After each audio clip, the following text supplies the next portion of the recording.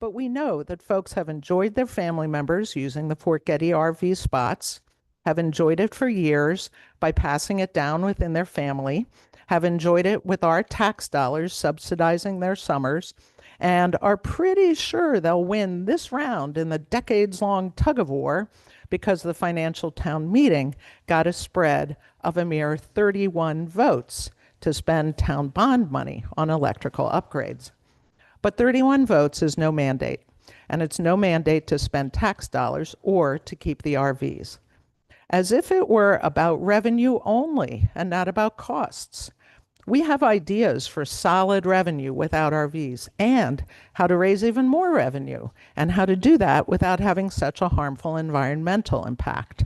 Furthermore, the renters are cashing in on a private franchise, ridiculously renewed every year, such that our public park now has 3 minutes. renters. That was 3? You're there, right? Okay, I'll take one more minute. Wrap it up. Yep.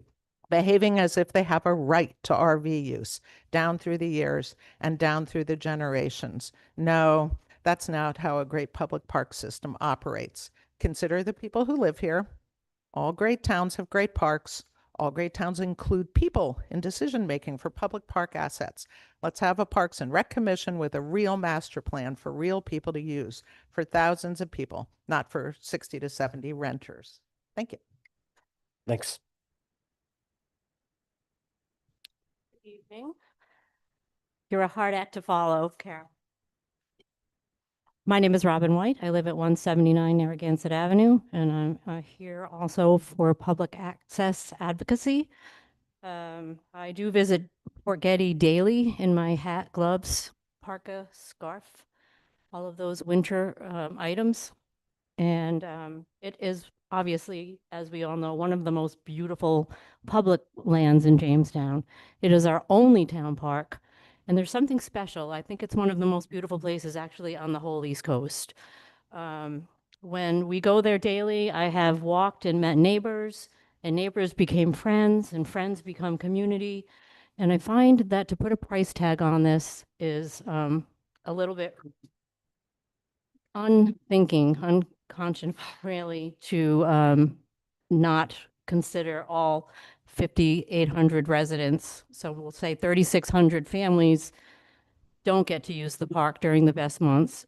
So 62 families can. And I think this is very skewed. And when the ad hoc committee put out a survey, 85% of respondents put the RV park as last. They did want revenue, as we know, but they wanted open space and a space where they could take their families, go for a picnic, go for a hike. And then I'm going to try to keep this short. The other piece of this is revenue and costs. When we talk about the RV park, we call it a profit center. And we talk about revenue. But what about the costs? What are the costs to upgrade, to bring electricity and water underground all the way from Mackerel Cove, all the way up Fort Getty Road? It's going to be, I'm sure, I'm not an assessor, but I can guess that it will be more than $500,000 that was stated. So in that ad hoc report, I see no models of that park with no RVs, and I see no cost analysis to bring it up to where it is. And we are at this crossroad because, as we know, the infrastructure is pretty much at the end of its road. And so we're at a crossroads to make a decision. Do we want to ask the taxpayers to pay millions of dollars to subsidize 62 families, or do we want to invest in our own only town park so all residents can enjoy it all year round? Thank you. Good evening. My name is Bill Keogh, live at 134 Longfellow Road.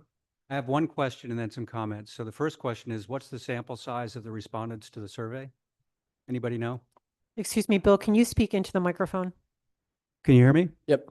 Sample size, yes. So, Mr. Keogh, in open forum, we typically don't respond, but I'm pretty sure it was 1,039. Okay, so a third, maybe.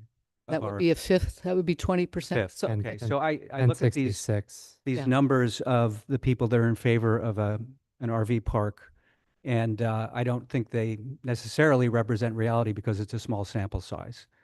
So given that, I question the utility of the RV park in the context of it's a revenue source. If we want revenue, I have some even better ideas. I think we should open a McDonald's and a Dunkin' Donuts there, and we could charge a lot more money. I'm kidding. Mm, That's a joke. So I think if we look at the opportunity to have open space, you can't really put a dollar amount on it. This is a very small island, a small community. We're all neighbors. We're all friends. This is it's a unique place in the world. And for us to give up that asset to 60 strangers who we don't necessarily know. I'm sorry. They don't live here. So, and if you get a, Okay, excuse me 1 second, Yeah. Mr. Keel. I just want to remind everybody, please respectfully listen, and then stranger- you will have your turn as well. Not you, I'm not talking about you, I'm talking about the audience. Okay. Thank you. And to give them a literally lifelong lease on a piece of land that is commonly owned by us who live here, I can't rationalize that when we have so many children who would like to have access to that open space. So those are my comments. Thank you very much. thank you. Hi, Lindsay Haig, 9 Bow Street, and also to Watson Ave. So we have a business and we also have a residence here.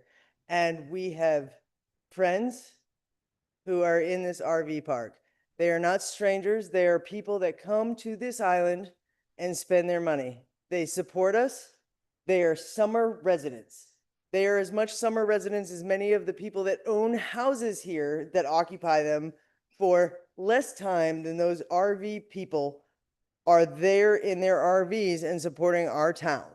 So I'd like to encourage the continuation of the business interest as well as the personal interest because they invest in our community as much as we do. They love it for the summer. They love it year round. They come back and they are here to support us. And I think that we should support them. Thank you. Okay,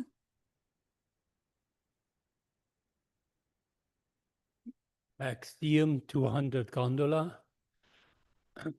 The decision to expand or maintain the RV park should be really in the hands of the population of Jamestown. And that was that was the aim of this report, to find out what the general opinion is. However, I claim that this report was biased from this moment, from the moment it got published, because it should have asked right in the beginning, do you support maintaining the RV park or not? That question, You could turn that off. I'll pause so you can get to it. unfortunately, this is important. Okay. I think we got you. Understood. is there anyone else? Okay, yep. Want to make sure everybody can hear me. Chris Cannon, East Shore Road. Know that I have no issue with RVs at all, but allowing them to take over Jamestown's only waterfront park for 50 years, that one's hard to comprehend.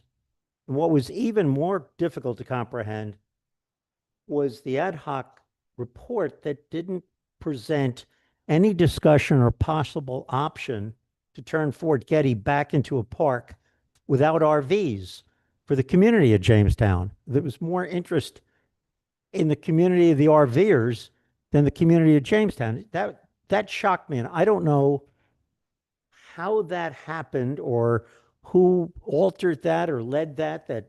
That's just not even going to come up, that maybe we get the park back. The rental income from RVs, only thing mentioned, that seemed to add in that an RV park needs to be safe and expensive to build. That hasn't happened either over the years. It seems as if the committee was avoiding the real discussion of the cost of being in the RV business, and it is a business. I don't think Jamestown should be in that business, but they are by happenstance over the last 50 years. It's commonly known that the town is eager to accept the annual rental income, but reluctant to spend the millions of dollars needed to present a safe and functional RV park. That said, Fort Getty Park, again, should be for Jamestowners and not RVs. We've got Taylor Point over here right now, wherever that is, that direction, 23 acres. Why not decide that maybe that's where the RVs should be? And you can put more of them over there and get them out of Fort Getty and start over if you really want to be in the recreational vehicle camping business. You got 23 acres, it's not used, it's sitting there, so I guess it's on the water. The current RV park appears to need millions of dollars spent on roads, 50 amp electrical, with the possible upgrades from Rhode Island Energy to the street. ADA bathrooms, showers, family rooms, and more to be safe and something Jamestown can be proud of. There's a piece that popped up the other day that the Burlingame campground, I think there might be 700 campsites in there. That's in Charlestown.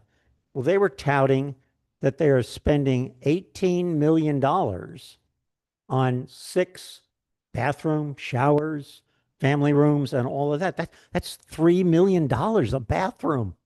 I mean, and this is what you're looking at, and we're not thinking about anything like that other than the rental income. That said, I feel the vast majority of citizens here feel it's better to spend the money to restore the park versus spending the money to benefit 75 out-of-staters. No offense. To offset the loss of the RV income. That's 3 minutes. All right. We can wrap it up. Or 1. To offset the RV income, there are many approaches the town can start, such as a parking pass to Fort Getty Park that can raise almost as much as the RV rentals raise with no capital expenditures whatsoever. Also, I feel confident in saying that an announcement to restore Fort Getty to the community park as a community park could raise millions of dollars in donations, as occurred with the recent library edition, which raised $2 million from foundations and individuals because it was a library, and this is a park. There are many solid community-minded approaches to the park that for some reason the ad hoc committee didn't or wasn't allowed to look at. Please get the real cost of all the needs to be done to Fort Getty Park for 75 RVs. When it was last done 20 years ago, it was $3.5 million and wasn't spent. Also, I disagree on the supposed popularity that Jamestowners have for RVs versus their park. They like the income 4 minutes now, Chris. generated by Yeah. RV rentals. Last point, please wrap it up. Here's a quote from the guiding principles from the ad hoc committee. Let the revenue serve the park, not drive it. Honor what residents value and serve all users. Revenue is important and should fund improvements and stewardship, not shape the park's character. Financial decisions should be weighed against their impact on the community experience. I read that tonight. Yep. That was, I think that's a great place to leave it. And those were great words by the committee. Thank you, Chris. thank you. Any other takers? You're also welcome to come up and say, I like what that person said, and move on. We appreciate that as well. Mary Foreman on Bayberry Road. I just want to say that in this conversation, what bothers me is that there are certain groups of people that think that the individuals who support the community, the summer community at the campground, do it because they just want the revenue. That is not the truth. The truth is the people who support it have supported it for 50 years because they like the people who come. They consider it a summer community like any other community here on the island. They are good people. They are not taking advantage of this town because the people have voted again and again and again to keep that community. In fact, at that 4-hour nightmare financial committee that we had, we voted to keep them again. And what happened? An ad hoc committee was formed, and now we're seeing pictures that have no RVs. And they're calling that community a trailer park.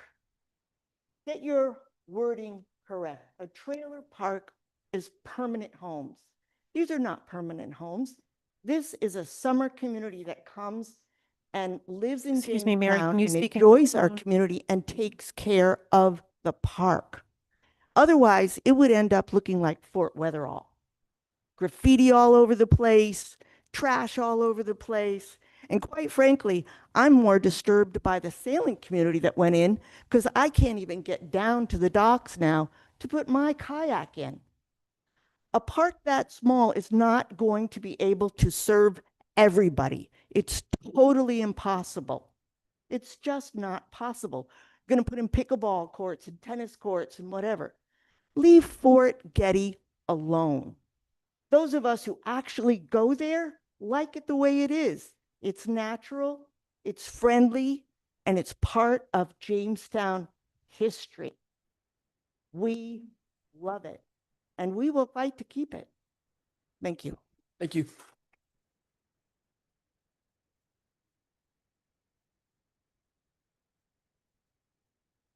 Linda Warner, 13 Shady Lane. I have been a camper. I have traveled all over the United States and even up into Canada. I've stayed in many campgrounds.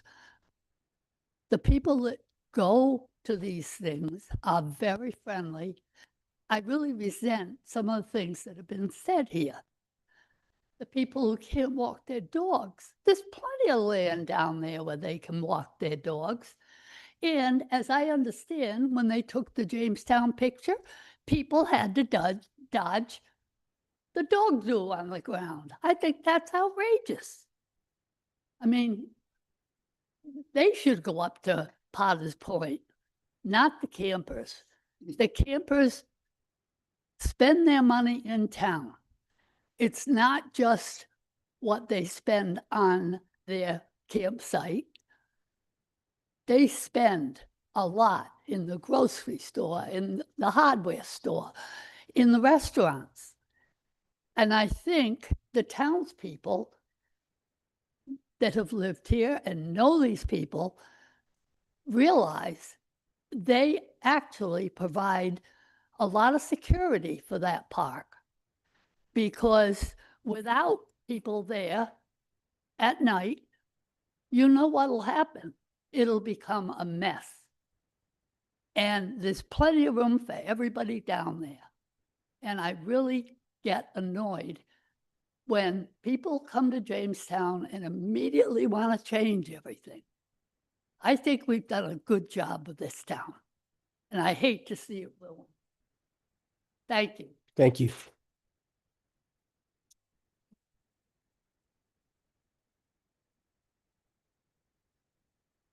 Any last takers? All right. I think we can move on for now. Thank you. Okay. Appreciate you guys being attentive and trying to keep it short. Really appreciate that. And you will have, if you think of something, you will have an opportunity at the end of the meeting to speak as well. Yeah, I would, I have felt responsible. I got us into this, so I want to lead this off. And as I said at the last meeting, I think this is a terrific report. I think its detail and its thoroughness in terms of the review of its subject is very impressive. I know there is a minority report. I know there is criticism from all fronts, but that is to be expected. Believe me, I know that. One thing having a committee does is bring things out into the open, and it makes issues apparent. There will be disagreement. There's another reason I sought to have a committee. It was to review, to look thoroughly, discuss, and propose the ideas and recommendations about this beloved and volatile topic. It also reveals those areas where we all agree, where there is consensus. And this committee found consensus in many in many of the things that they reported. And so my desire here tonight is to get to work about this park and about this, using this report as a framework. And I would note that despite the presence of the minority report, the support for this document, the Fort Getty Ad Hoc Committee official report to Town Council, was unanimous. And so I think we can not only accept this document as we did last week, but we can today, right now, endorse or approve the things in this that we all approve of.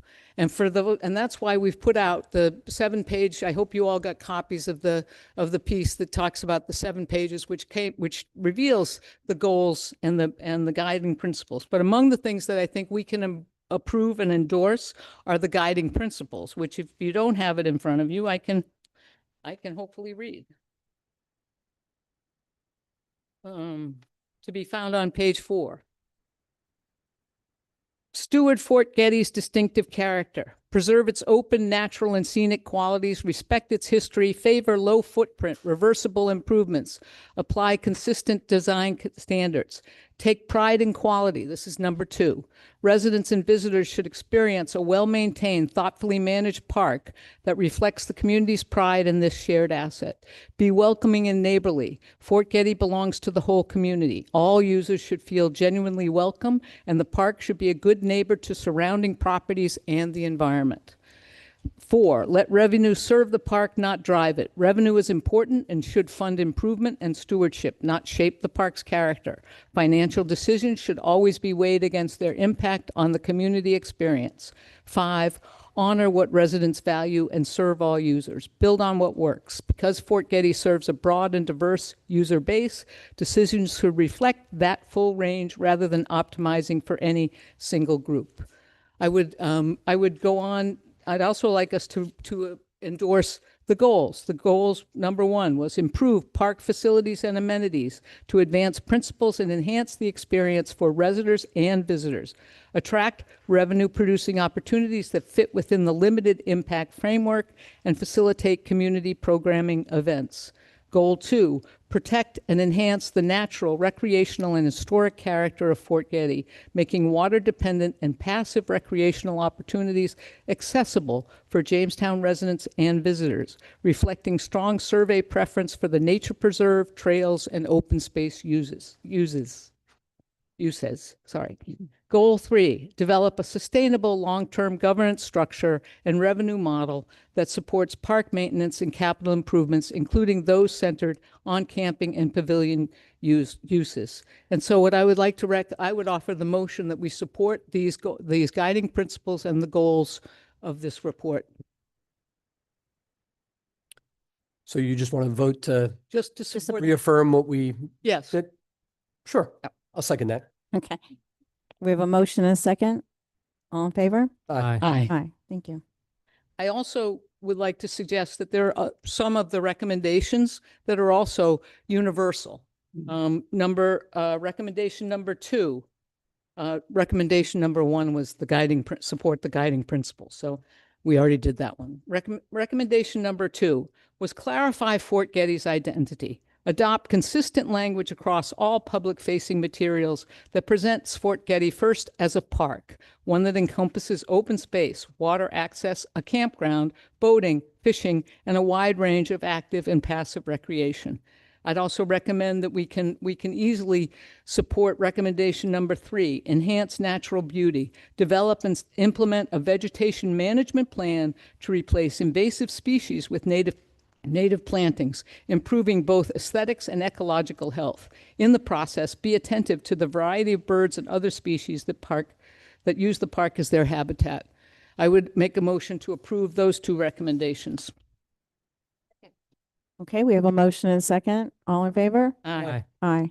And then I would also suggest that we have to jump down to, I'm taking the easy ones now, folks. So to number 11, which is to embed accessibility and environmental sustainability in every project.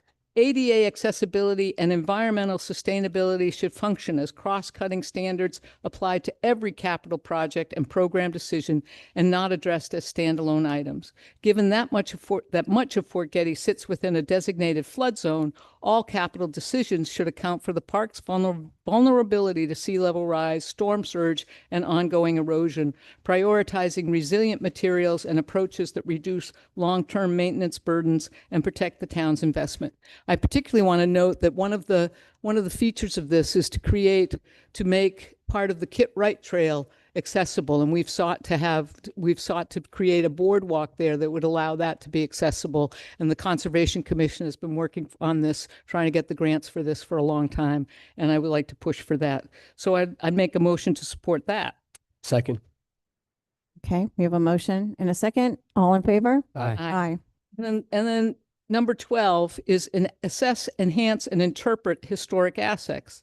Ensure the park's fortifications and historic structures are safe and accessible, and develop interpretive signage or programming, potentially in partnership with the Jamestown Historical Society, to bring Fort Getty's history to life for residents and visitors. To me, this was one of the gems of this report.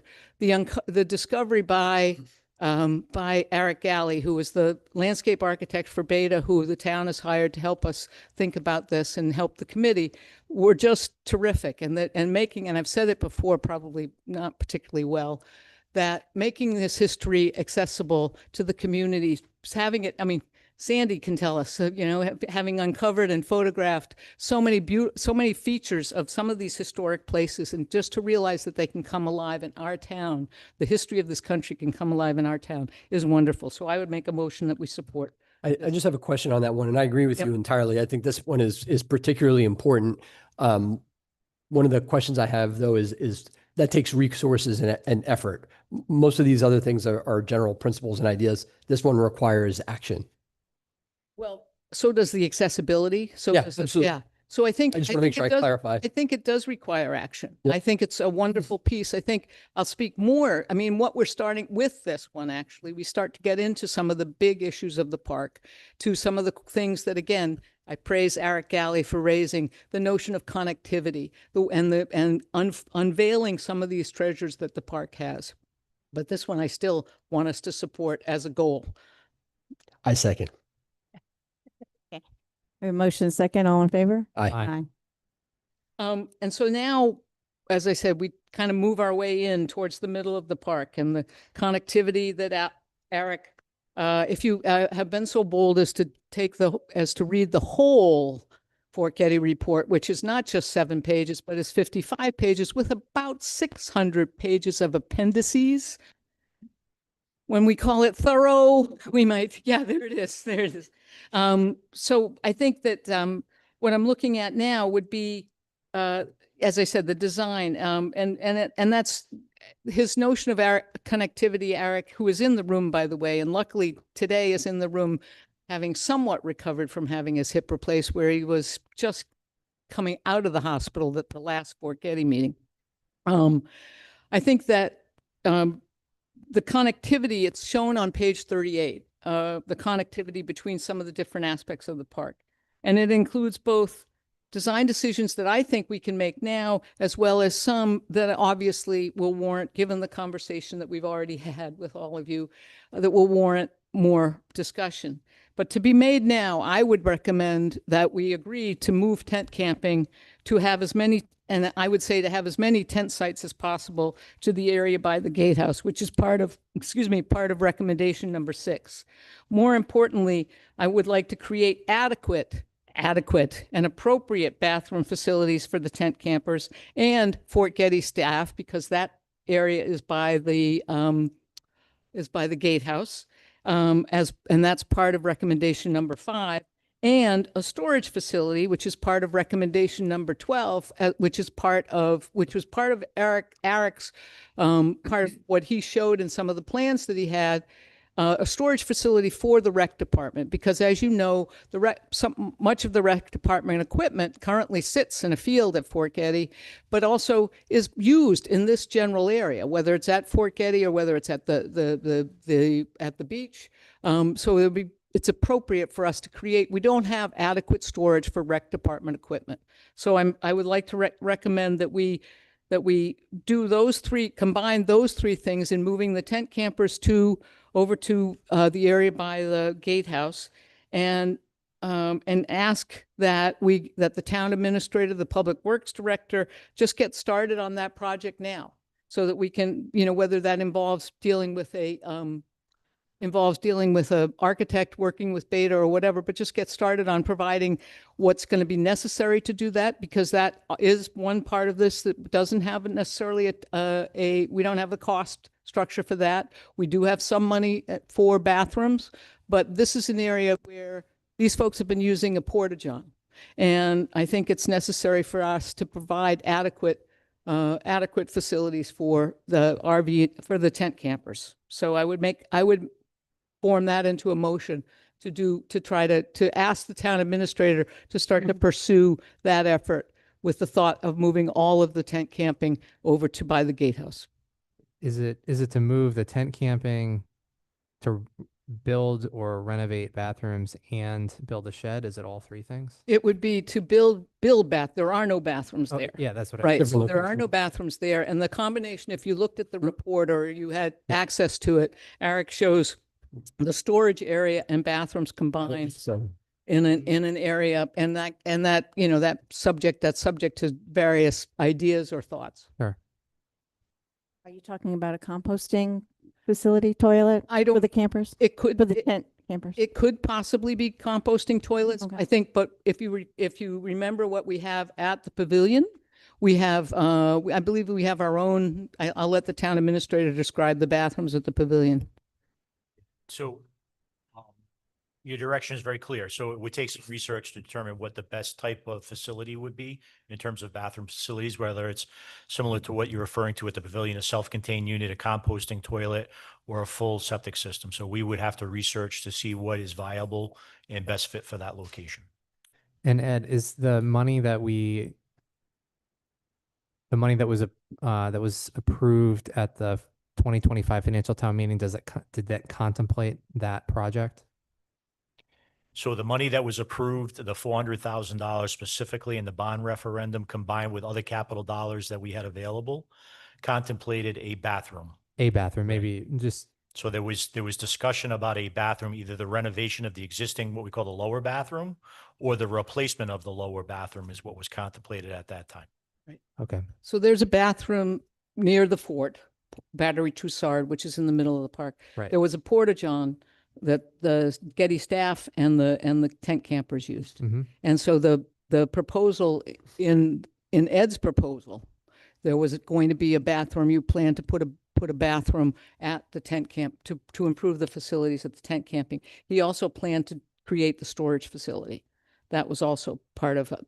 it was, yeah. The money part of this is a little bit confusing because what was proposed, we have $320,000 in the bank. We've spent some of that towards in improving the water main. We had to fix the water main.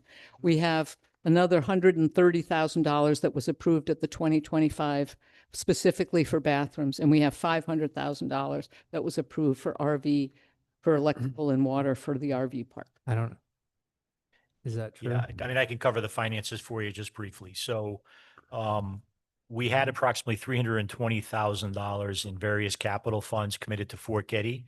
The most recent addition to that capital fund was in the 25 fiscal year, in which I requested capital funds to be set aside for improvements to the bathroom. The total capital funds was $320,000.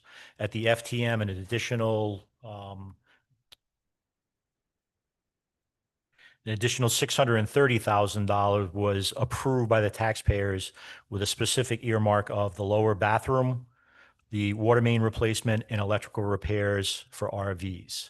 So we have, out of that total now of approximately $950,000, we have drawn down some of it related to architectural work. We have drawn down some of it in replacement of the water main. That water main project is complete for the portion that we've committed to at this point. So we had 950,000. That's correct. And what do we have left? That's You're- kind of earmarked or allocated? You're about 850 left. 850 left. Okay, thank you. So I support the idea of the bathroom, the storage shed. If consolidating campers in that area allows them to greater services, I think that makes sense as well. Especially if it helps us to open up that space at the top of the hill for, and we'll get to this, other uses as well. Right. Right. So that's a second? Second, sure. Okay, we have I want to give everybody else time to weigh in or talk Okay, if they want. anybody want to wait? I mean, I don't conceptually have an issue with those things. I just think our envelope of spend right now is $850,000. So there's many other things. So I worry that we're gonna, I mean, I have a feeling that whatever we're gonna do tonight is gonna exhaust the 850 that we have. So I think, first of all, I think what's really important is to get us on the road towards things. So Fair. I can assure you that we are going to have to get more money Mhm. for Yep. this.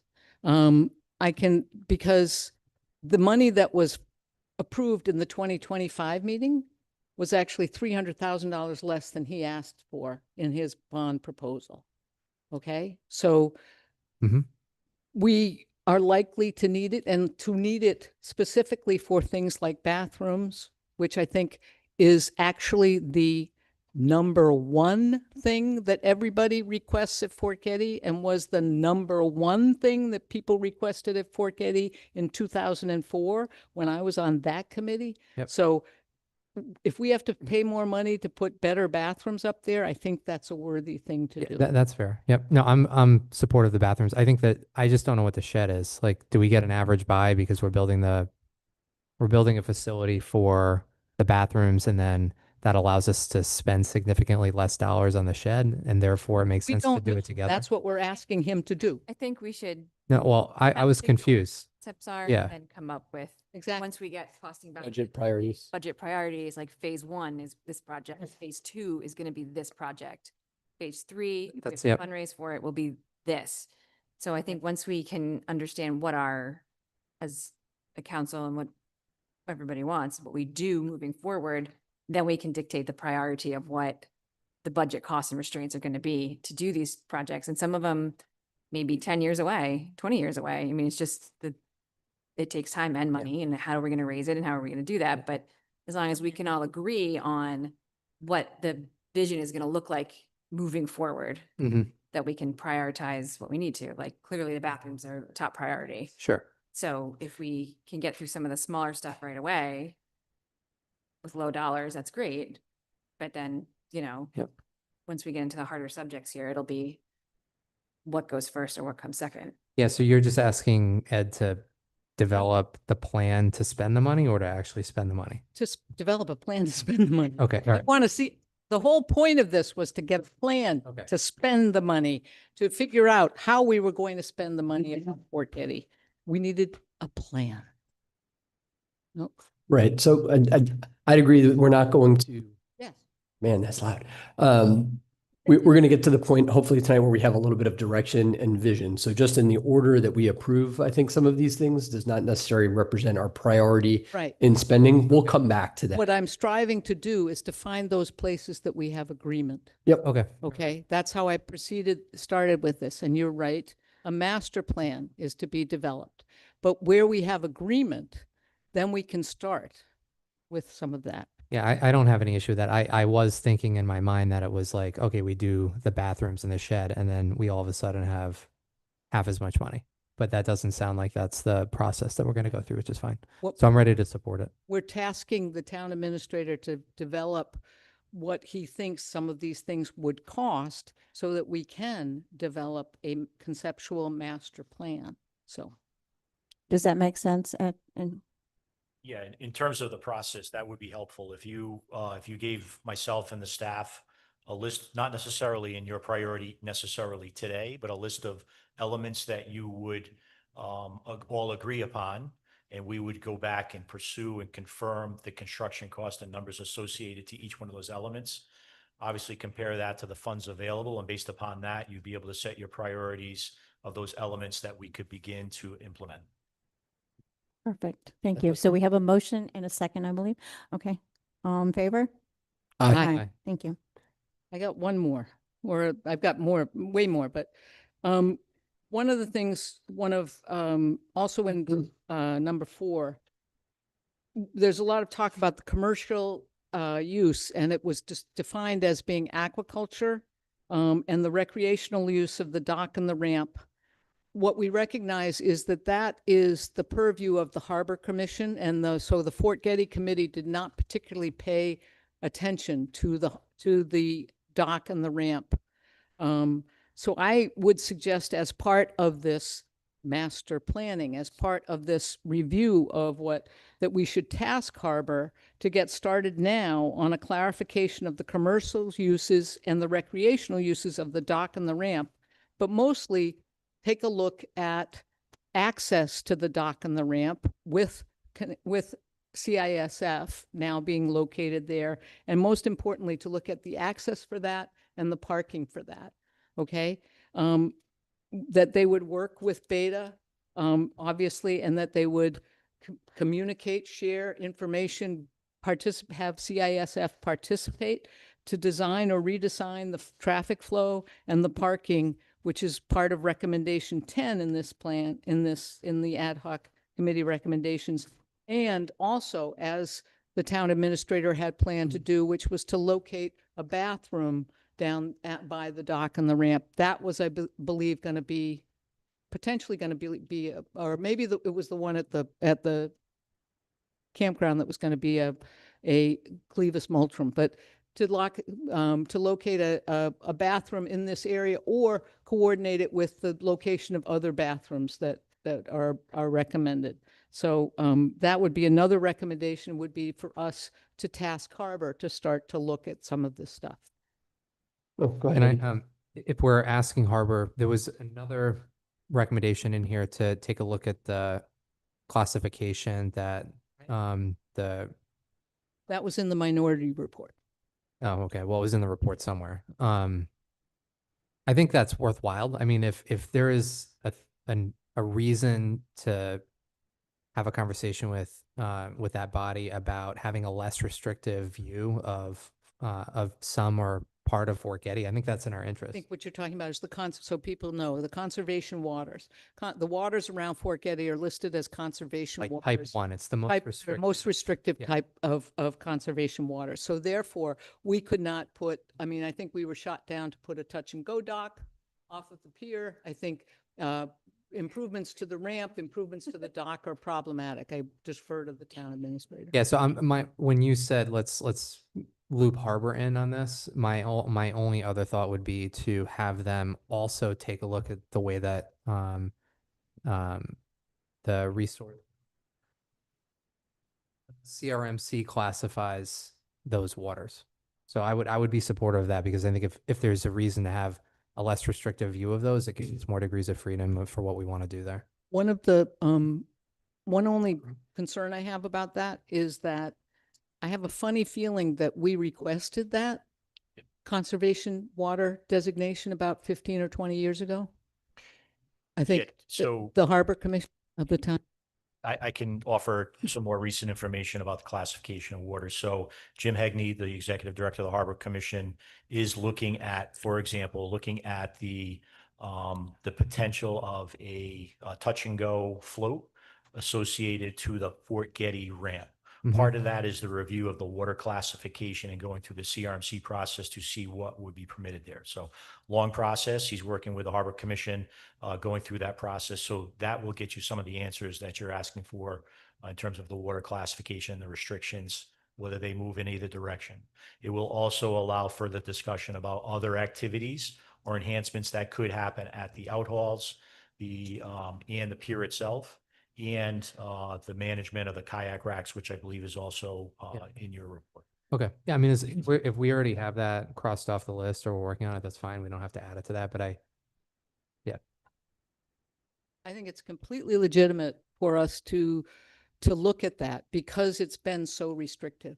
I just recall that what was happening many years ago is boats were temporarily anchoring in shellfish habitat. And so consequently, it was desired that it would be a more strict, but it seems to be impeding real what I think are important things, such as the touch and go dock, whether it's adjacent to the ramp or by the pier. And it's just making life hard. So I think that's a perfectly appropriate thing to add. thanks. I think one of the things that this ties into, and you're probably going to get to this, and this is on your list, so I apologize if I jump ahead, but I think this has real relevance with number 14 as well, and how we establish and strengthen the governances and long-term operational capacity, because the Harbor Commission needs to have a similar body to work with as it works specifically on parks and recreation. So I know 14, and I think it makes sense to have this conversation together, is how do we establish a standing committee that helps to support Parks and Recreation, Fort Getty being part of it, and maybe it's an opportunity for us to bring actually several things together. We have other committees on Eldred Field. We have the committee on bike paths. These all fall under recreation and park facilities or assets of the town. That might be a great equivalent body for Harbor to be able to work with while they're working on the very, waterfront portions of the park, to have that equal body to work with on this front. I think establishing that would be important. I think what I was inclined to do with that, with some of the operational aspects of all of this, is to basically maybe put that would not necessarily be a topic tonight, but that it might be a topic for a town council meeting, because I'd like to hear from the rec director. I'd like to hear from the town administrator about that. I certainly agree about the committee to continue the thinking about Fort Getty, and you've brought up some good points that we have committees about Eldred Avenue, the Eldred Field and stuff like that. I don't know, when I served on the 2004, we actually lasted for 5 years as a functioning committee, and then we were canned by the next town council. We lasted through 3 councils, I think, actually. So, and what it does is it does provide a forum for where people can, the kind of things that we're even talking about here, like, hey, let's push for that, let's do that. But I think I do know that there has always been some reluctance to create some committees that then that can interfere with staff's efforts. So I think it's something to talk about for sure. I just was thinking perhaps we might talk about it some other time, at our next council meeting, in fact. Sure, and I would love to hear from staff on that topic as well, because what I don't want to do is overburden staff, right? I think there are a couple real benefits here, and that's why I bring up some of those other committees, because I think it's an opportunity to consolidate in areas that are relevant, and at the same time provide a little more like heft or stature to those, so they're on the same level as a Harbor Commission. Sorry. No good. I was like sitting on the floor. I think there's another important part of it as well, is that when we're working on things like parks and recreation, we find that we are challenged a lot of times either on having the bandwidth and capacity to go out and write and get grants, but we're also challenged sometimes on the matching funds to match those grants. And having a standing committee, and if we were able to generate in town either a foundation or a nonprofit to support our public spaces and parks in Jamestown, that could serve as a great nonprofit arm to support the parks in Jamestown and have that governance structure as well. That's a formal part of the town. So when we're talking about a larger vision for what it is that we do, I think those are real opportunities. That's where you can get not necessarily revenue, but funding to support the things that we want to see in the park in a great way. And some of that, not only, financial capacity, but some of that human capital capacity. We have tremendous experience in this room and in Jamestown. We pull people out of the woodwork with expertise in everything, right? So we should lean on that because we're short on staff and paid people in Jamestown. Well, the president of the Friends of the Library is sitting right there. He can give you some advice. Exactly. And that's kind of the perfect example, right? We have an incredible library. The amount of funding that we've raised and brought in far exceeds what the town has put into it. And I think that sort of, you don't know about that? Not sure about that. Well, we brought in a lot of outside money to support the library. And I think there's that opportunity in parks and in Fort Getty in particular too. That's a great place for us to go for funding. Yeah, I'll just say something for a minute. I mean, I think when I think about Jamestown, I think recreation is a huge component of the community and what we do and how we do it. I also think about like questions of like, what are the rates that we should charge at Fort Getty, or what should the fee structure be? I think that could be a forum for where a permanent committee on recreation could help and weigh in and maybe augment the work that Ray and his staff does. So I would be supportive of something that was more permanent along the recreation lines to also include the work that as we think about a park like Fort Getty. But we don't have to like fully Right. get it done and dusted tonight. No, I mean, no, exactly. So, I mean, what I had proposed was just that we kind of task Harbor with this effort, you know, that we make a recommendation to them, that this is something that we want them to help us with. We want them to help any Fort Getty, you know, as we proceed to Fort Getty. Because frankly, in my mind, the parking and of boats, boat trailers and trucks with their trailers and cars with their boat trailers is an essential thing that has to get done to Fort Getty because it's a mess. Yeah. And I happen to be there quite a lot. And so I think that, you know, that really does need to be taken to be considered. And so I think Harbor has a lot to do, but I think if we can engage them in the same way, and if we can actually share some of our resources, whether they, you know, the help of a landscape architect to help organize that effort, perhaps they can share some of their money and pay for a bathroom down by that whole part of the world. But you know, that would, so I think it's just really basically saying to Harbor, we want you to weigh in on this. Jim Hegney's been a terrific asset, I know, to the committee, but I think to really engage Harbor with this effort to try to fix some of the fairly significant problems that are happening down at the ramp and the dock. I agree with that wholeheartedly. I'm happy to vote on that tonight. And if we could put a permanent rec I'd committee like to put committee on the next. agenda, Roberta, on our agenda for our next meeting of just the operational committee of whether it's Fort Getty, whether it's all parks, whether it's parks and recreation, all of that, I think needs to be talked Yeah, about. and then we could discuss that with you and Ray and anybody else you think that's necessary from the town, Mike. Right. So I did make a motion. I'll second. I was gonna ask you that. You made a motion Yep, I second. and you seconded? Okay. All in favor? Aye. Aye. Thank you.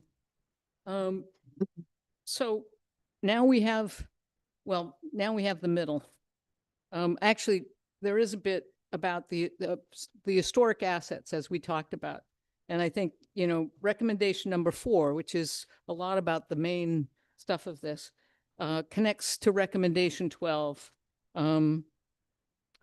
And the design problem here, I think, is to uncover, maybe perhaps we've already talked about this, but this is really the point of tasking, and this was not paid for in any of the bonds, which is to uncover and to really investigate the historic structures and to see, maybe we task the town administrator to find out the resources or how we go about finding out whether, talk about getting potential grants, you know, to deal with and to just honor the historic structures in the park. So that's just something I would offer. I would suggest that we endorse also about it from this.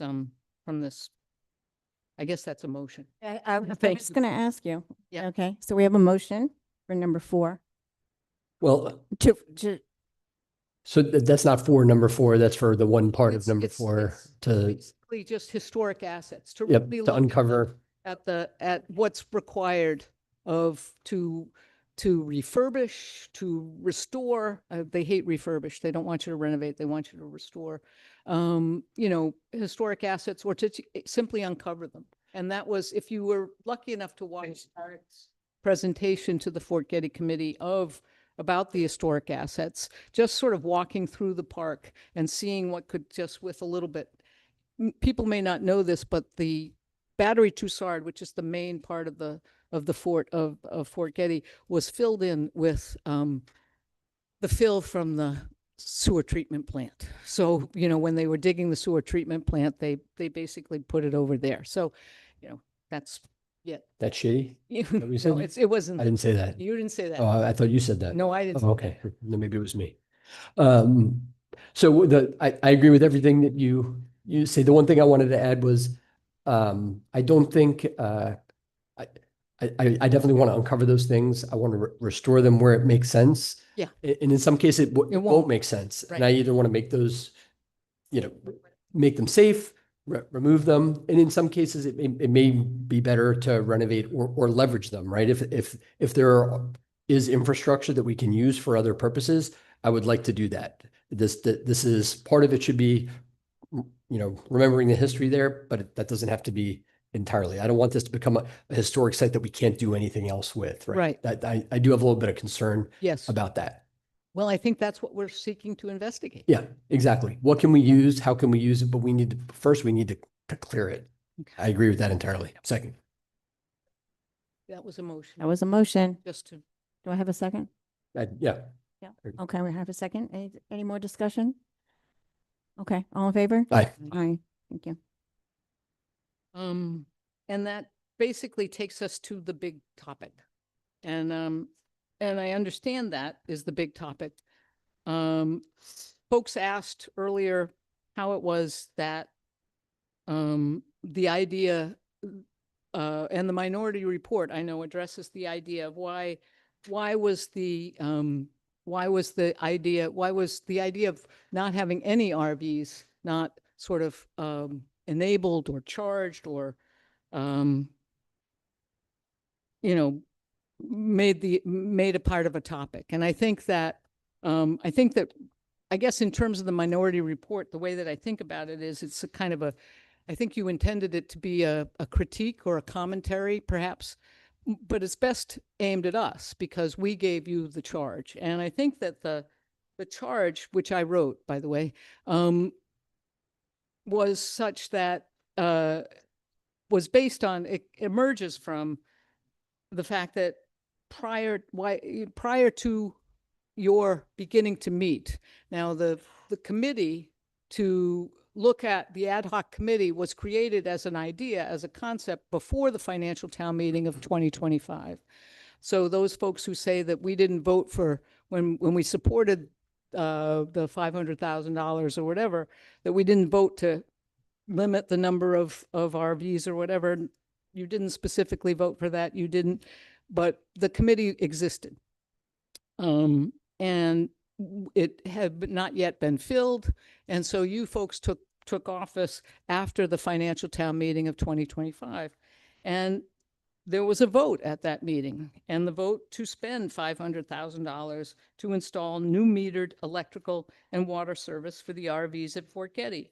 And the support for that bond was one, I believe, as I understood Mr. Meredith's letter, there were 270 votes in favor out of 478 cast. Mr. Meredith and other folks have said that was not a mandate, but I would suggest that it was one of the biggest financial town meetings of my tenure, although I can't remember how many people came when they tried to cut the police budget. If you remember that one pretty well. That was a big crowd. We got through that on a voice vote if you weren't here for that one. And it was 56% of the vote, 56% of the vote. And so I guess what I have to say to all of you who say, well, that's not a mandate and that's not the majority of the people, what I have to say is I'm not about at this point in time to become an election denier. It was a vote. And that was what set the terms of what the ad hoc committee was going to say.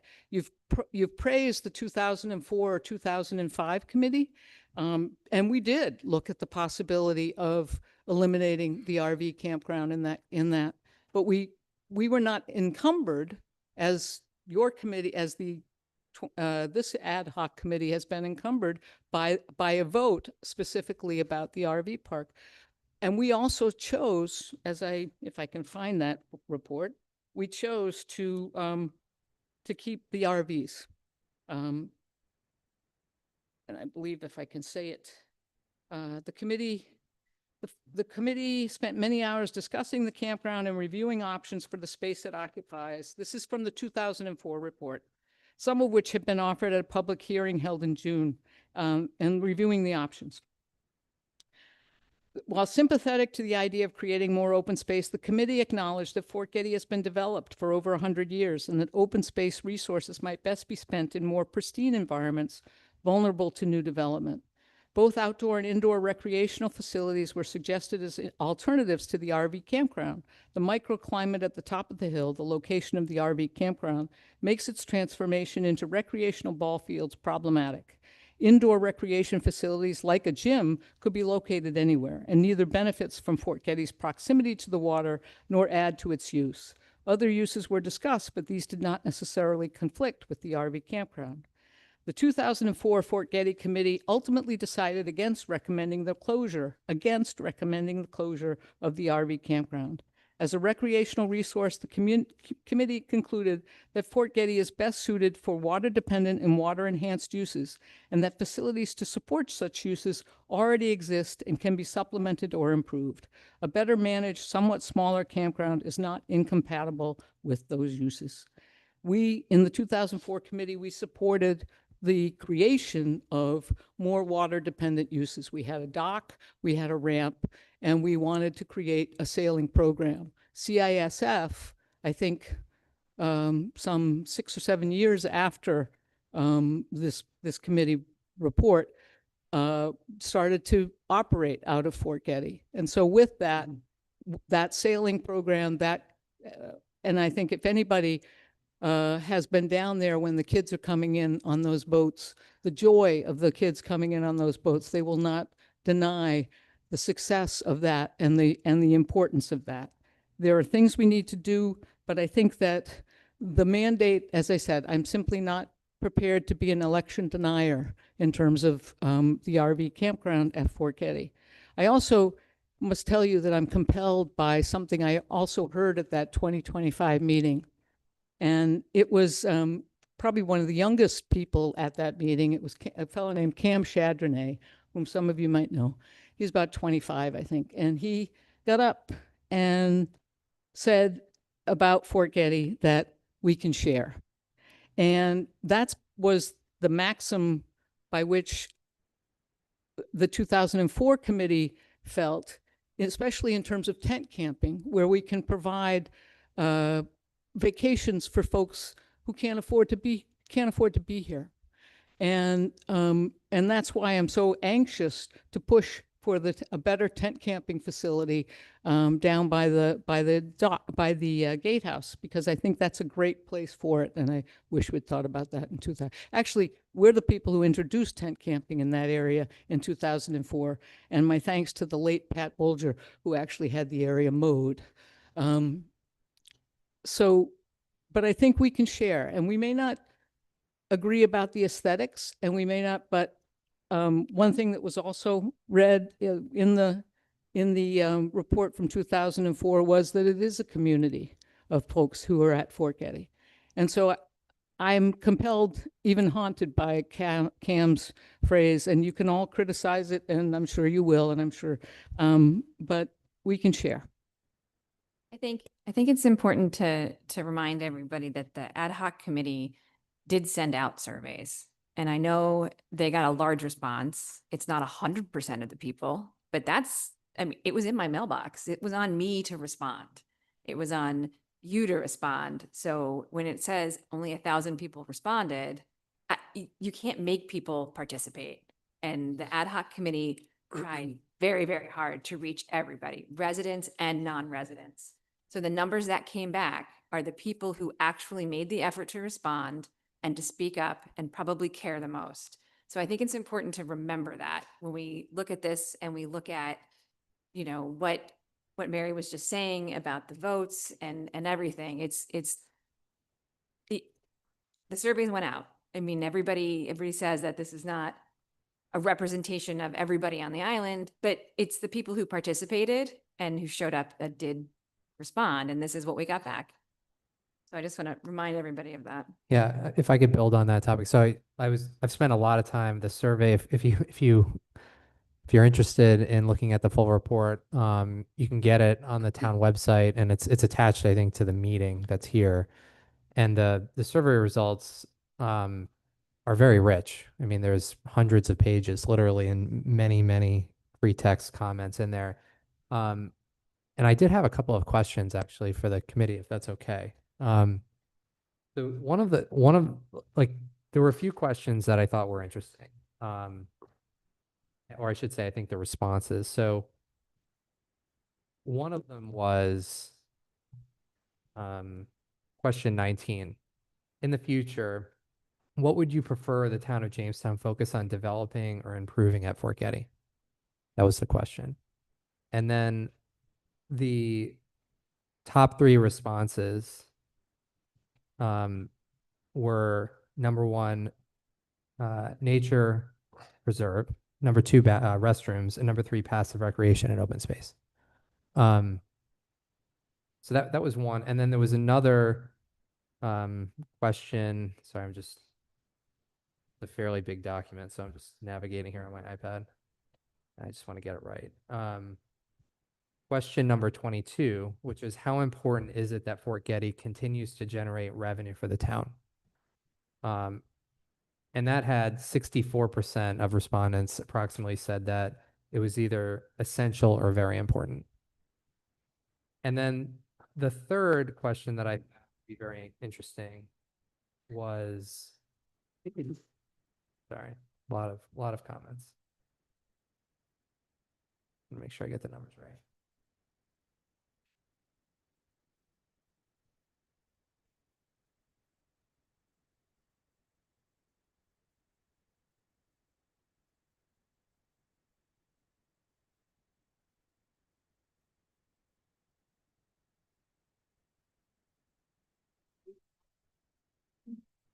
I mean, I have it on. It's just hard because While you're doing that, I'll just say that for those of you in the audience, the entire ad hoc committee is here. Fort Getty ad hoc committee is here. So they're sitting in the front row. So that's Eddie's going to address a question. Do you want to designate somebody to answer that, or?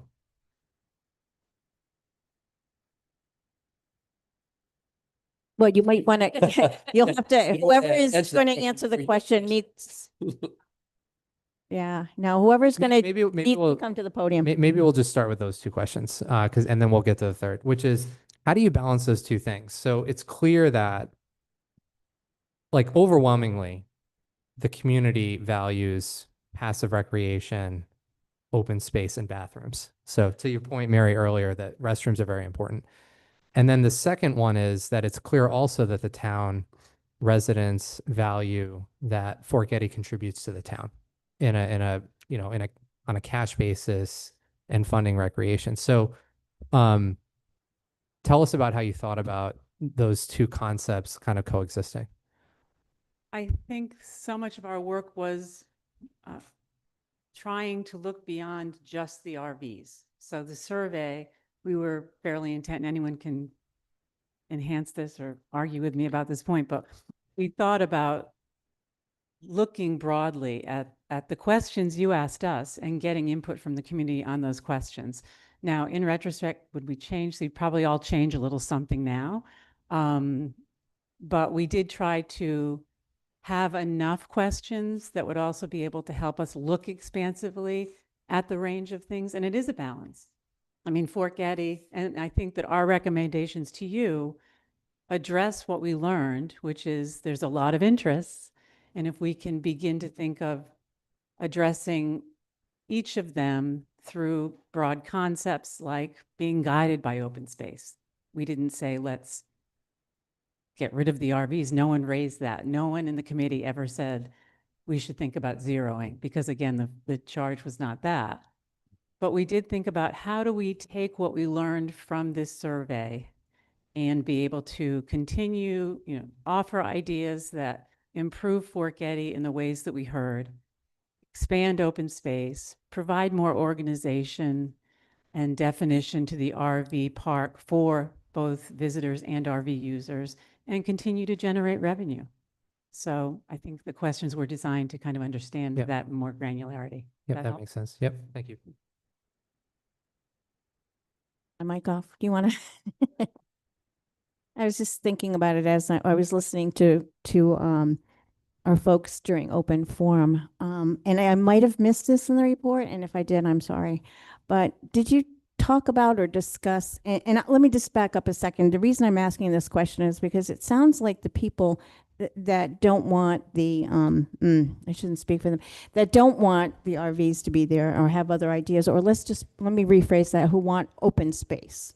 Was it ever discussed about who would be using the park if it was open space? In other words, would it be just Jamestown residents, or would it be open to the general public? We didn't get a specific answer on that. I mean, people came, we heard from a lot of people. There were lots of points of view, as you well know, which we were welcome and we're grateful for. I think some people made clear that they wanted it a park for residents, that it's the only town park and it should be for Jamestown residents. Others, I think, thought more expansively and thought about for residents and visitors, but more open space and not RVs. Or someone said to me, I want more open space, but I'm okay with CISF. Or I want more open space, but wouldn't it be great to have this permanent structure? So, Okay. I was just curious if there was any discussion about that. And if there was, but like, nothing specific. okay, yeah. But if you look at the community input that's also in that appendices, there's a lot of varying. Right. Okay. Thanks, Marissa.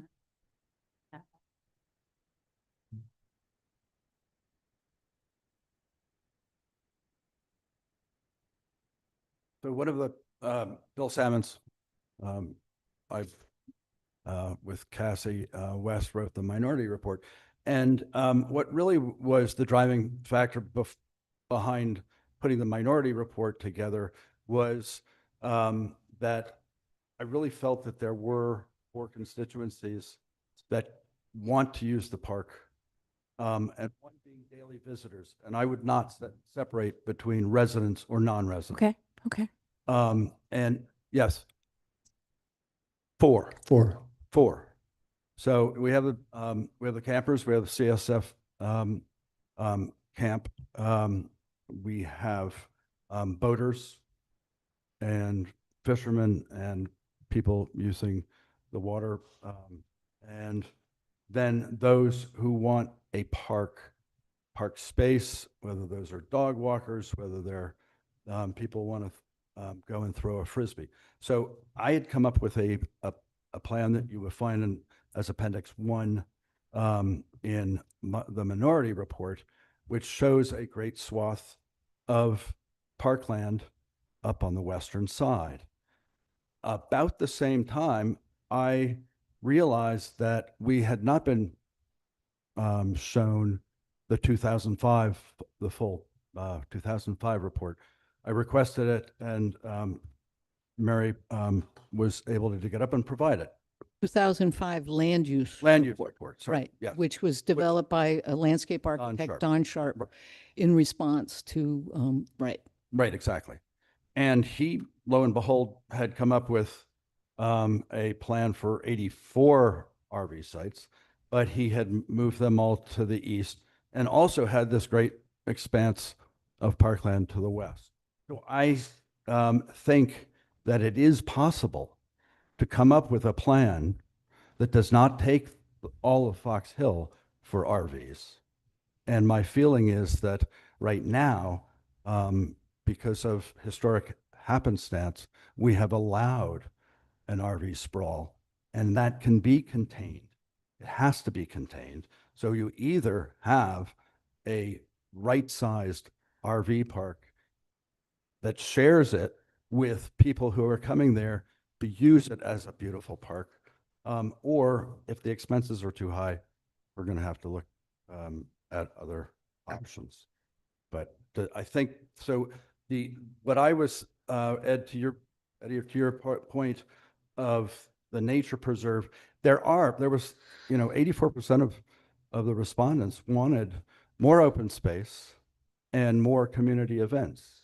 And I think that if for those 1,000 of us that were there for the 250th photo shoot, we realized, oh my God, this is an incredible park space, but we can't use it 4 months out of the year because the RVs are there. Okay, I'm going to please quiet. Thank you. All right, we're still, yeah. So- go ahead. Oh, do you want to ask? No, go ahead. Okay. I'll make my point after. No, with all the talk on what our charge was, I was one, didn't want the survey. and almost didn't get in. Survey was done, as Mary mentioned. Everybody had the opportunity. It would have been nice if we got 5,000 reports, or if only 3,800 adults. It would have been nice to get that. But we got what we got, so we have to live with it. Now, as far as the survey goes, everybody is kind of upset with, we ignored this, we ignored that. It's not true. We followed whatever the people wanted. RVs, people saying we didn't want our, well, if you look at it, 54% wanted them, 10% wanted increase, 64%. So that's RVs. So that's why RVs are in there. Open space, that was in the 80s and 90s. Scenic views, 80s and 90s. We're trying to open up the park, the western side, the top of Mount Tussauds, or Fort Tussauds. So we're opening up space. We also, it's hard to say, but we're trying to please everybody, but we can't please everybody. If you look at all the survey questions, all the ones that had major votes, that's what we tried to address and follow. As far as one of the things was no permanent structures. That was a big thing that came across, so the park could be restored. So we did not address anything that could have been a permanent structure. There are talks of swimming pools, recreation centers, all that. We did not address those because the percentage of people wanted non-permanent structures. Scenic views for 100% of the year. I know campers, some people don't like them. I don't like boats, even though I worked on them. But Maybe that's why you don't like boats. that's why I don't like both. But we tried to follow the gist of the survey. So if anybody's complaining that we didn't do it, a lot of time, Cassie put a lot of effort into the questions, went to Smithfield, went to past surveys. So people who are complaining about the survey, it was out there in the public starting in September, October, November. You could have come to the meetings. You could have seen it online. So it's all been addressed, whether you think it was missed because you only came in March or April. If you went back and followed it the whole way, the committee did everything that they were asked and everything that the town requested. We couldn't do everything 100% because there's not 100% of things everybody wanted. But there are a lot of things, amphitheaters, a bunch of things that got 5%, 7%, 6%. But a lot of that falls into no permanent structures, which was 80-something%. So yes, those things can be addressed. Some volunteer can come forward and say, listen, I would like to try this, and let the town do that. And I think the rec department is starting to do that now. Ray's doing a fine job. Not all of it's at Fort Getty. He's trying to plan things at Mackerel Cove. So things progress if you let them. I don't think we need to tear down the committee. You can tear me down, I don't care. But all 5 of them did a great job, especially these 4. So that's all I have to say. Thanks. Thank you, Richard. Yep. Richard, I'd agree with you about the committee. I think you did a spectacular job. You may have different opinions, and I think that's fine. I'm sorry. No, go ahead. But I also want to note the survey, you got the best response on a survey that's ever happened on a survey from the town of Jamestown. You had 1,000 respondents. I believe we've gotten, I know there are criticisms. I know I've read Jill Harrison's letters and things like that. I mean, there are criticisms of the survey. But you had some expert advice. I understand you had the League of Cities and Towns helped, and you had another, frankly, someone who applied to be on the committee and then decided not to be the dog walk, who, somebody, a prominent dog walker at Fort Getty, if you might know who I'm talking about. So I think, it wasn't perfect for sure, but nonetheless, I think it did a great job. And I think Cody deserves a lot of credit for it was the most protected survey in terms of the inability of people to, and Ray, I'm sorry, inability of people to come in and, flood the airwaves or whatever. So the survey was important. Yeah, I think you should be proud of it. And I'm going to regret saying this, I know I am, but look at how many people came out to the FTM to vote on the budget and how many people didn't. And so, I mean, you got a better response than we did for our town budget. So I just want to point that out. So thank you. All right. So the couple things that and all of this, I think amplifies what I'm about to say, is that there are a few basic questions really that we need to answer at this point, right? It is, what are the benefits and activities that the park is going to continue to offer the town. How do we generate revenue and what do we do with that revenue? How do we invest it? Because for me, the most important thing is that the decisions that we make, the investments that we make, we do well because we have tremendous debt in this space, in a bunch of places in town, but we have infrastructure debt in this space. We have human capital debt in this space. Those are both challenges. We don't have enough people to support the park probably in the way that it should be supported. Just don't tell people that we have a lot of debt because we don't have a lot of. We don't have a lot of fiscal. Or That's one place we're in a good. Tina Collins will be Good thing freaking out. Tina's not here. That's right. But we do have that infrastructure debt and that human capital debt. And those are things I think that we need to make a plan to fix as we address it. So this number 4 gets at the heart of all these things, right? Which is expand opportunities for recreational and commercial use. And that's what we have to make a decision on is what are the commercial uses? Let's make those decisions with intention. And what are the recreational uses? And let's make those decisions with intention.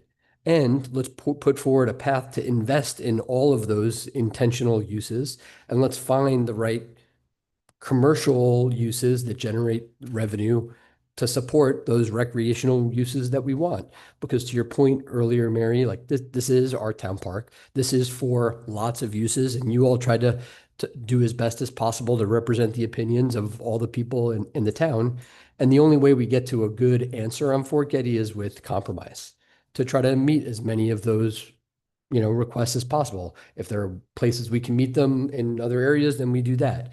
But it means we should be intentional about each of those commercial uses and figuring out how do we go about and get the best and highest commercial return on our investment in those spaces if we're going to continue to do them. So like one that wasn't really fully addressed in here is aquaculture. Are we going to do aquaculture at Fort Getty? Rhode Island, that's an important part of the Rhode Island economy.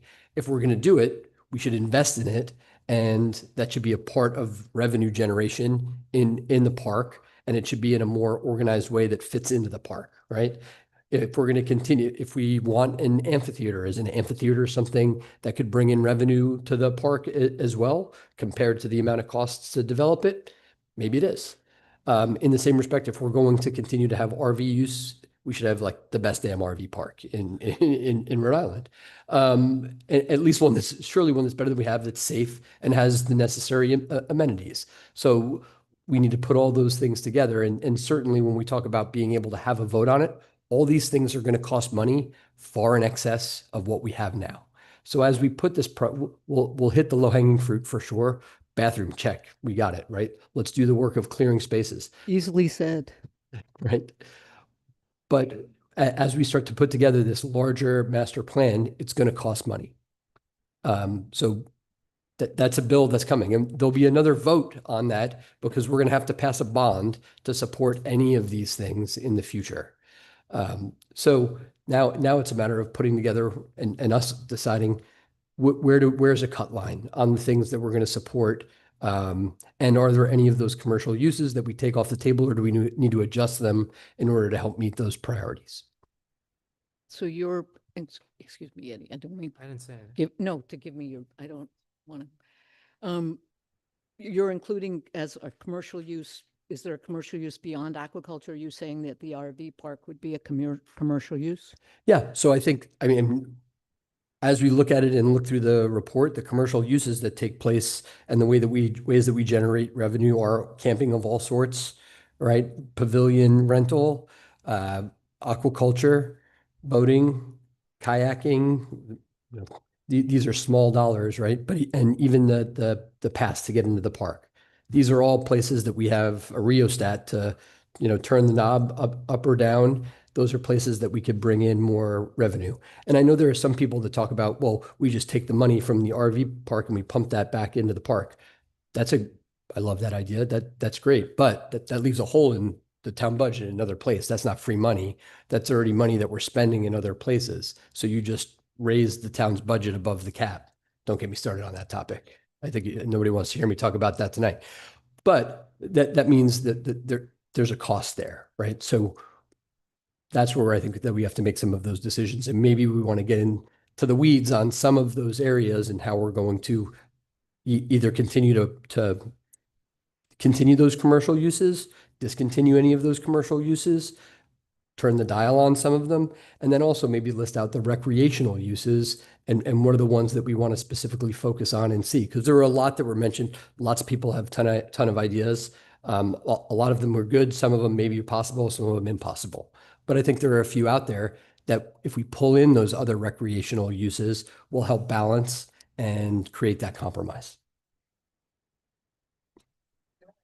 I agree. I mean, I think that I was confused when you talked about commercial because the report describes commercial pretty much in terms of aquaculture, I think. I mean, I could be wrong about that, but I think that, and that, like you said, aquaculture is a significant concern, a significant interest of the state of Rhode Island. And so I think that, you know, that's an important thing. It's a little bit, again, it's more in the realm of harbor. Where does Jamestown want to be a kind of headquarters for aquaculture? Does it want to be, how does it want to support? We've currently rent to at least 2 aquaculture farmers, perhaps 3, space on the Fort Getty dock. You know, is there more stuff that you want to do in that regard? I mean, in terms of the RV park, as I said, I think that the community through the bond of the 2025 financial town meeting made a commitment to the RV park. I've tried to encourage us to make a commitment to the tent camping park. The pavilion, I think, could be, I'm not, I have to say, you know, it's been said in the minority report and in the Friends of Fort Getty advertisements that we could rent the pavilion for $20,000 and make several $100,000 from that. We currently make $47,000 from the pavilion. The pavilion is the best story about Fort Getty, which is that in my typical partisan political way, I'm going to bring this up, that the head of the Democratic Town Committee met with the head who was John Rambegis, and the head of the Republican Town Committee, who was Tony Vieira, got together and said, we need a place to go in the summer. And so they built the Lions Club, and John Murphy's not here to report this, built the pavilion. Now, that's the pavilion that fell down in 2011. But it was up there for 30 plus years. And the notion of trying to create community at the pavilion, I think, is this great idea. I think what I would be interested in is having more Jamestowners use the pavilion. I think we've tried to keep the fee for the Jamestowners low, but, you know, I think that's something we should try to pursue. So you've got some of these other, you know, one other thing that separates Fort Getty from the other parks in Jamestown, Fort Wetherill and Beavertail, as well as all of the properties that the Land Trust owns, we charge money to get in. In fact, that's inhibited us from getting some grants, I think, including for historical things, because we charge money. So that's something that needs to be looked at too. And if we didn't charge money, if we didn't have the gatehouse, would some of the concerns that people have about the care and the what could go on there, would those come true? So I think you're right, but I'm interested in having, you know, that the pavilion remain tailored towards Jamestowners, and I'm interested in just wondering where we go with aquaculture, because I think that could be a really big thing, but I'm not sure that's something that we want. Yeah, and I'm not sure either. I don't have a decision for sure, and I don't know that I have enough information. But I think it's part of the calculus for sure, because we need to decide where we're going to place some bets. And I'd agree. I mean, I love the pavilion. I think it's used by the rec department regularly. The kids in school use it. Last time I was there for a big event was the 8th grade dance. Like that's awesome that it gets used for that. It gets used for boot camp and rec programs on a regular basis. I love that we rent it out for weddings and things like that. I think that's wonderful. One of the interesting parts of it is there's actually no view from the pavilion, even though it's on a peninsula. You can't see any water for the most part from the pavilion, which leads me to believe maybe we should have put somewhere else. Well, That's, well, there's a story about that too. I'm sure which there's- is that when it fell down, there was insurance to pay for it, but the insurance wouldn't cover rebuilding it in the same location because it needed to be reinforced because it's in a floodplain. And so there was a recommendation that perhaps maybe we should move it.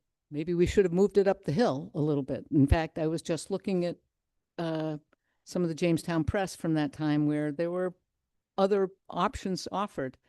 There and the town council at the time decided to build it where it had been, at a cost of about double of what the insurance provided.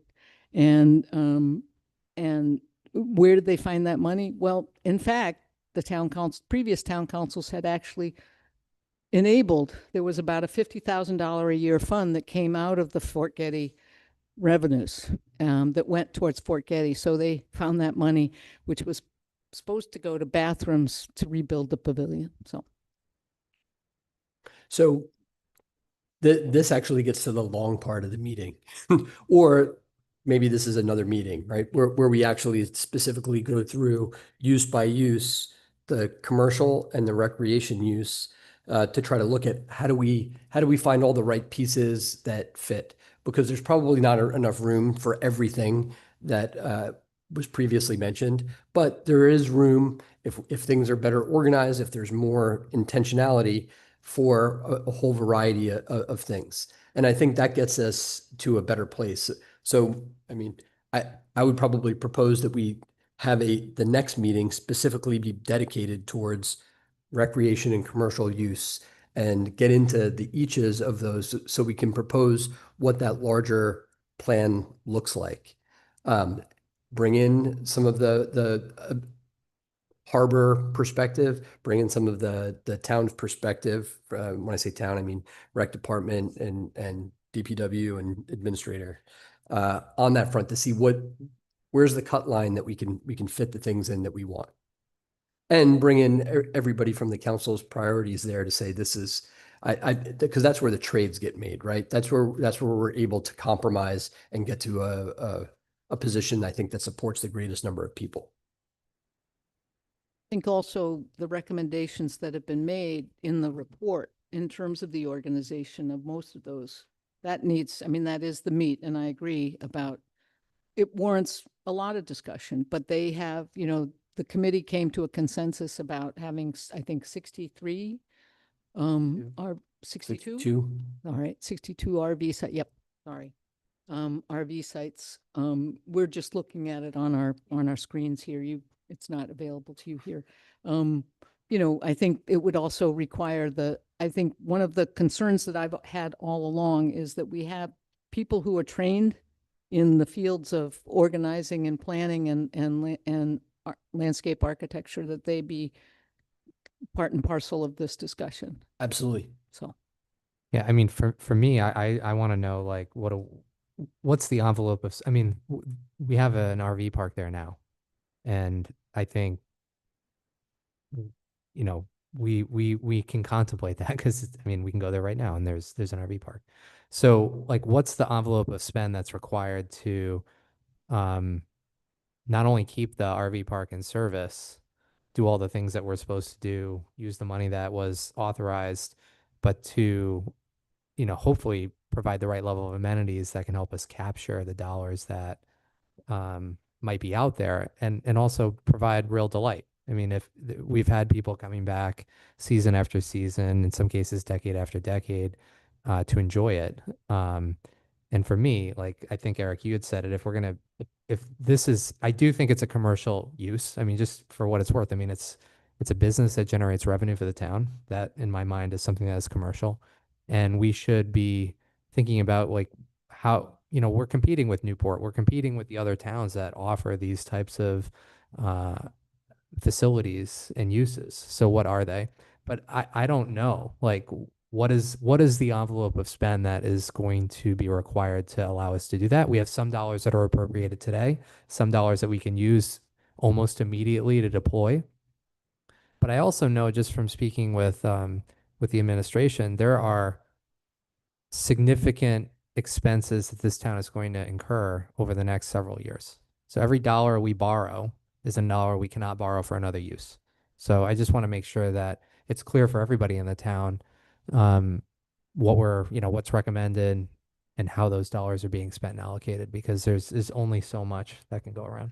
Would you recommend that we work maybe in a more workshop forum with the committee as well as the landscape architect to do sort of the things that Eric is suggesting? I don't- Because they have looked at a lot of. Yeah, I don't think it's a bad, I mean, I think in my mind, it's like, all right, we've done some work on the water main at Fort Getty today.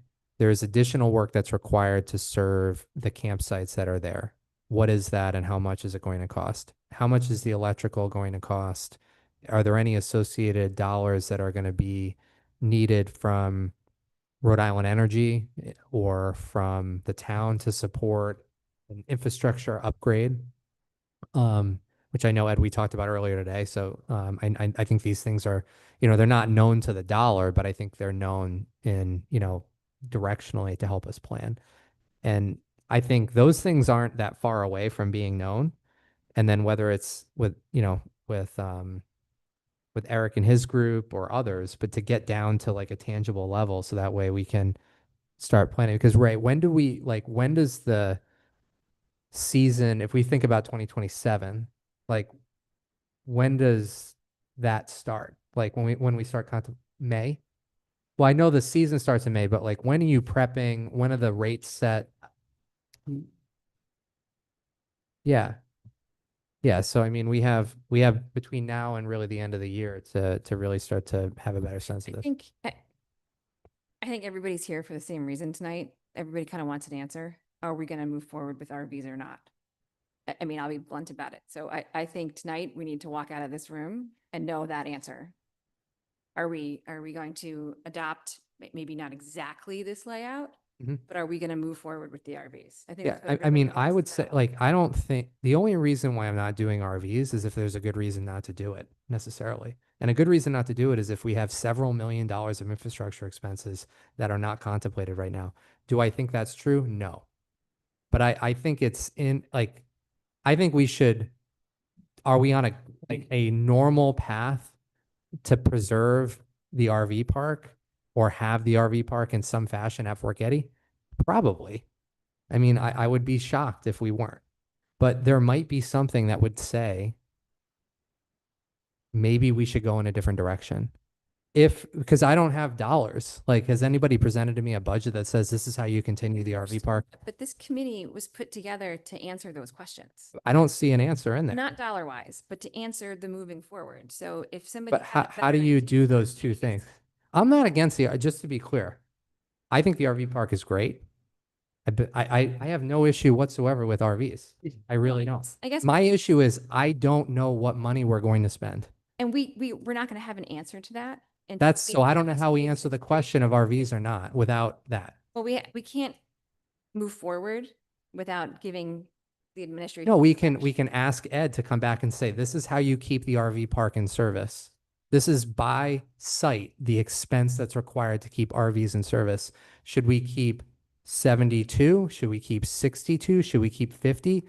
Is the expense so large that it would compel us to think about doing something else? And he can. I think the answer to those questions are within a normal boundary of contemplation.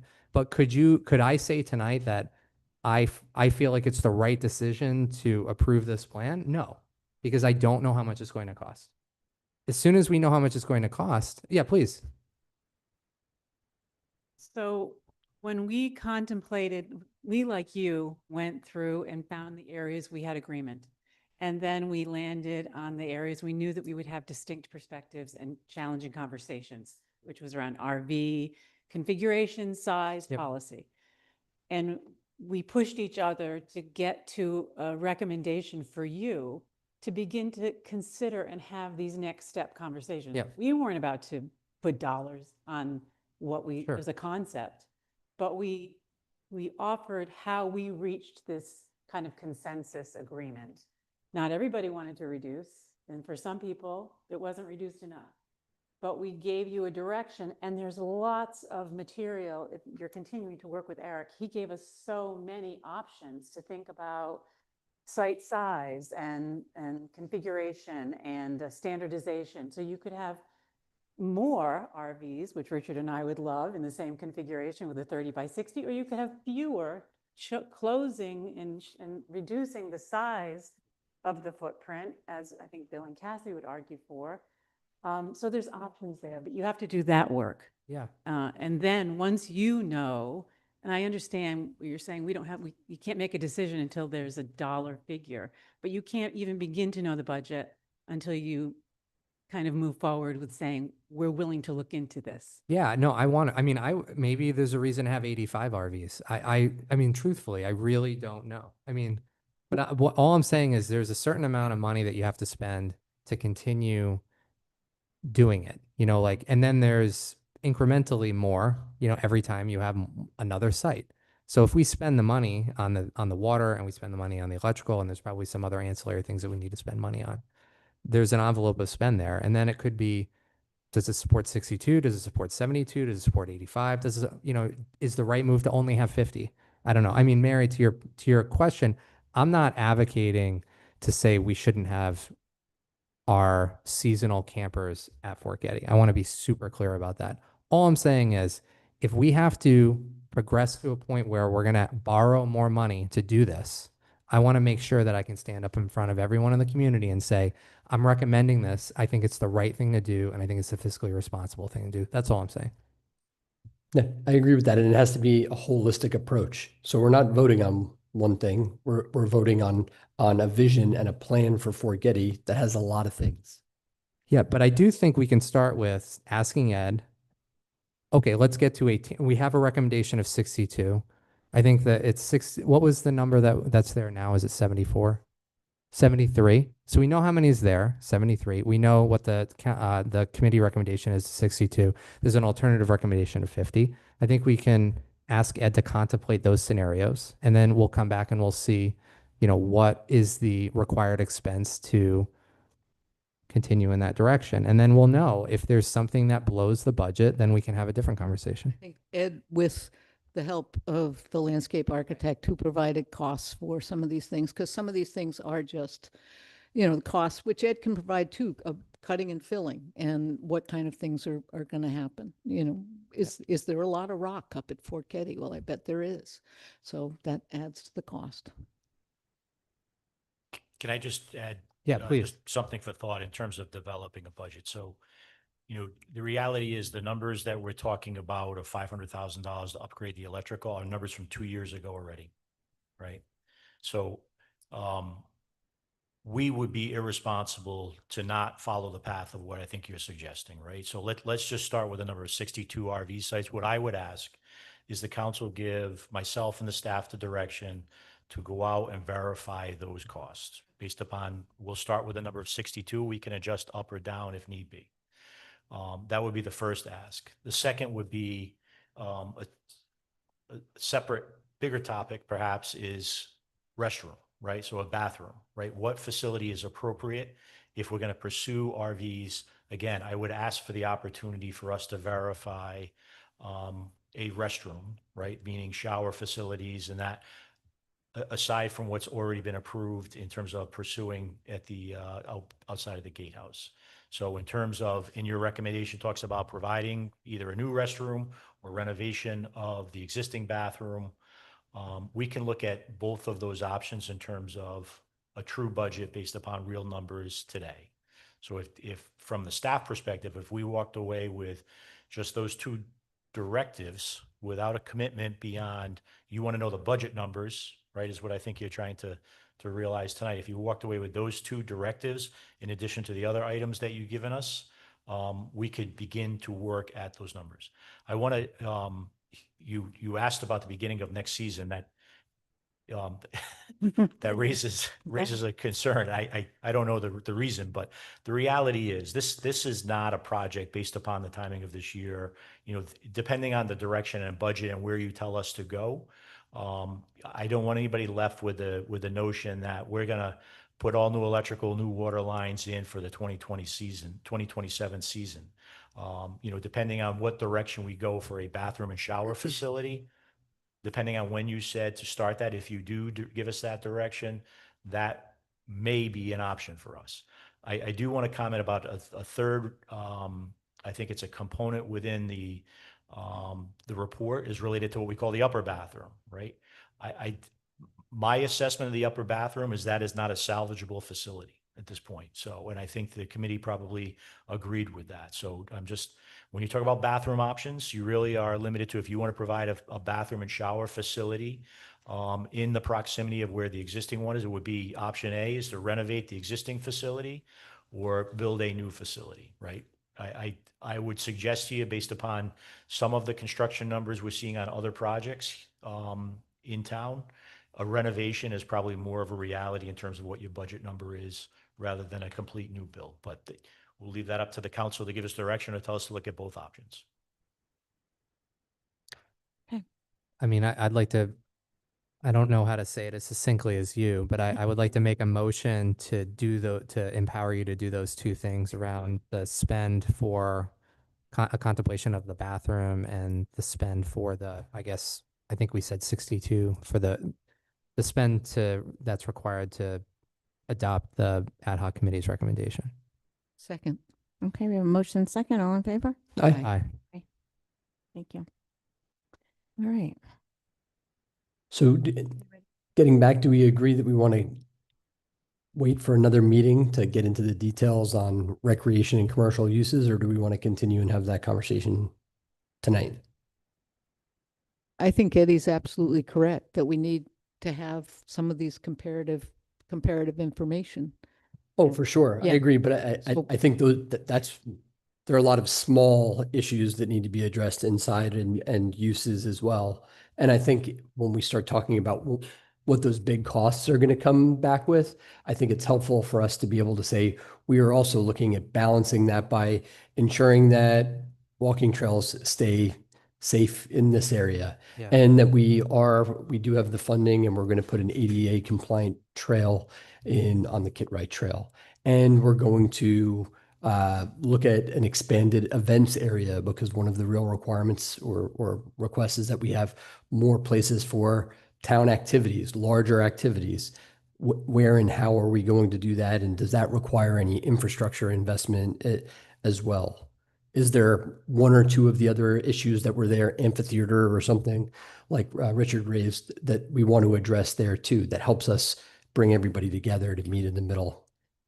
Say we save that for another night. I agree. It's already 9 o'clock. I'll make a motion that we save that for another night and put that on the schedule to get into the details on commercial and recreation use. Okay. So Eric's made a motion. Do I have a second? Second. All in favor? Aye. Aye. Thank you. Sorry. I'm not sure. I'm not sure at this point either. Any other? Yes, we do have We another do. open forum. So we've got another 30-minute open forum session, so we Oh, can. we weren't gonna. Okay, go ahead. Oh, yeah, here we go. So, every time I've spoken up here, I've waited till the end to thank the many, many people. So I wanted to just take a minute Please. to thank properly the many people who gave their time and energy to this process over the last 10 months. On behalf of the ad hoc committee, I want to thank Ed Mello, Roberta Fagan, Keith Ford, Tina Collins, and all of the others on their very capable staff, as well as the ex officio members of this committee, Lisa Breyer, Nancy Latondra, Jim Hegney, and in particular, Ray DeFalco, who devoted so much time and tremendous effort and expertise, and Cody Clarkson, who ably staffed the committee. There are others too, and hopefully you saw in the appendix, there's a list of many, many people who we could not have done this work without, so thank you. While much attention has focused on RV camping, our recommendations are more expansive than that, as you saw. They're designed to elevate the natural beauty and accessibility of Fort Getty for its many users and uses. And we appreciate your attention tonight to those and to focusing on those and to honoring that work. We appreciate it very much. We talked about a lot of these other things. One thing I want to say, it's been a challenging process in some ways, but not surprising and rewarding for sure. But the one issue I would take is this othering of RV campers. And speaking of vilifying RV campers who we invite to come to our town, who pay money to have a great experience. It's like having a dinner party, inviting people over and then not giving them a chair or making fun of them or something. And it's not welcoming. It's not at all in line with what we said are our core principles. So we can disagree on a lot of things, but let's be nice to these people. Let's be nice to people. And to each other. Yeah, and to each other. And so with that, I'll just say that taken together, all of our recommendations are designed to create a Fort Getty we can be proud of, one that supports a wide range of users, maybe doesn't make everybody happy, but complements other assets we have on Jamestown and meets the town's interest in continuing to generate revenue.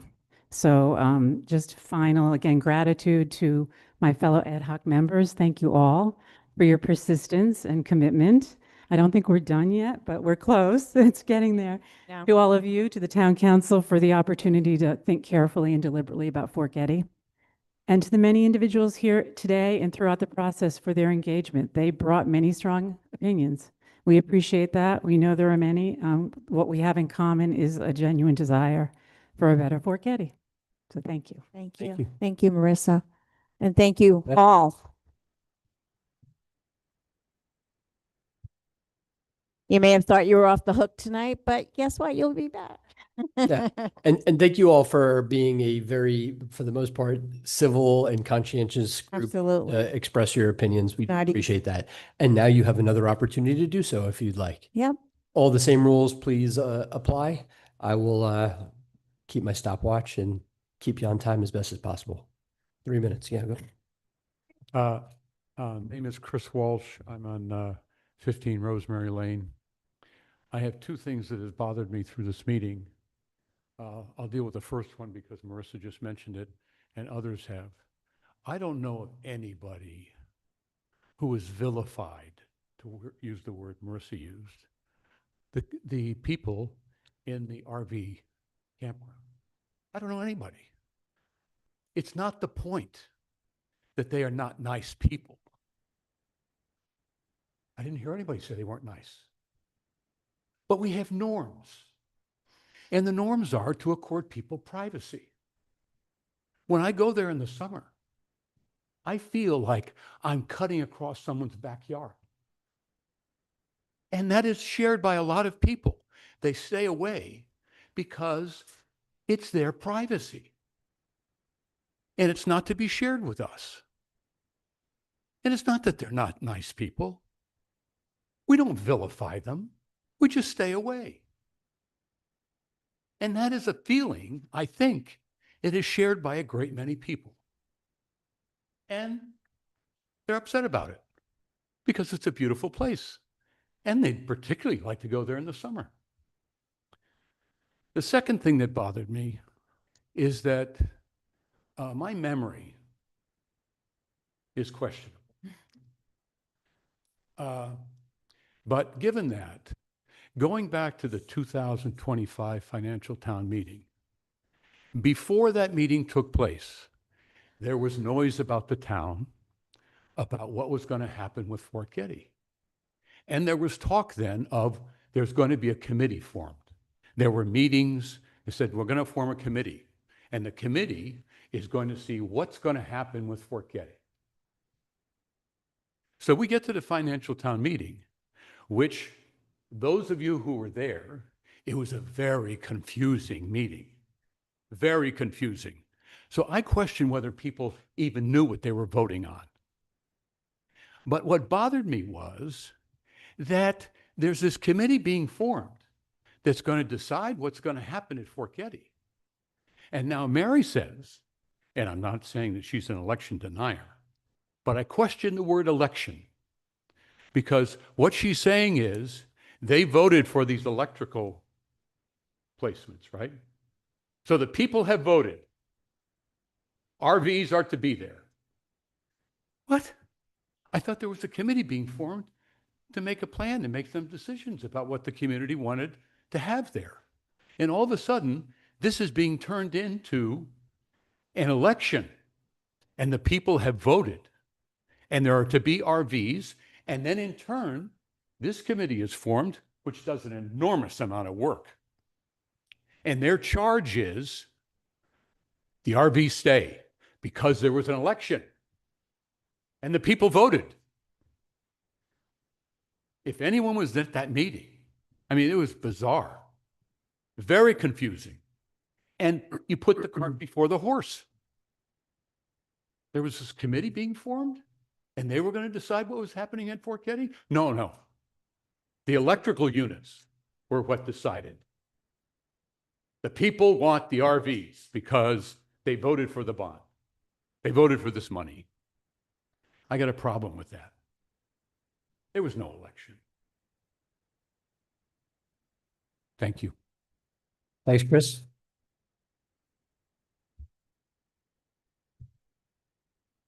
Is there anyone else that would like to speak? Yeah. Oh, I'm sorry. I saw Esther first. I didn't see Ken. I'm sorry. You'll go next. Yeah. Hi. Beacon Ave and a business on Narragansett Ave. And I would like to speak. Excuse me, Esther, can you speak into the microphone? Oh, sorry. You can pull it down if you, well, you don't need to. Esther DeRezzo, Beacon Ave, and a business on Narragansett Ave. And I would like to support Lindsay, support the RV park. We love having them here in the summer. They support our businesses, probably tens of thousands of dollars, daily orders. Oh my God, sorry.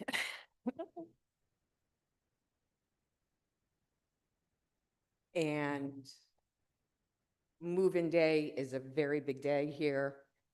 We had probably a dozen people in our business. Yay, we're back. It's a very community. I had a experience there myself where I was invited to a cookout, went up there, parked, walked around, walked into a camper. I was given a drink, I was given some food, I was introduced to people, and within a few minutes I realized I was in the wrong camper. But they were so friendly, so nice, very welcoming. It's like, oh, wrong Airstream. Let me go find out where I belong. So in terms of not being welcome up there, it was a total mistake. I was welcomed right into whoever's camper that was. Come on in and join the cookout. So, and just with the support of the businesses, the hardware store, Grapes and Gourmet, all the people who come into our business, and then at the end of the season with the merchandise, the t-shirts, the sweatshirts, the things that they bring to other places because of how much they love being here. Thank you. Thank you.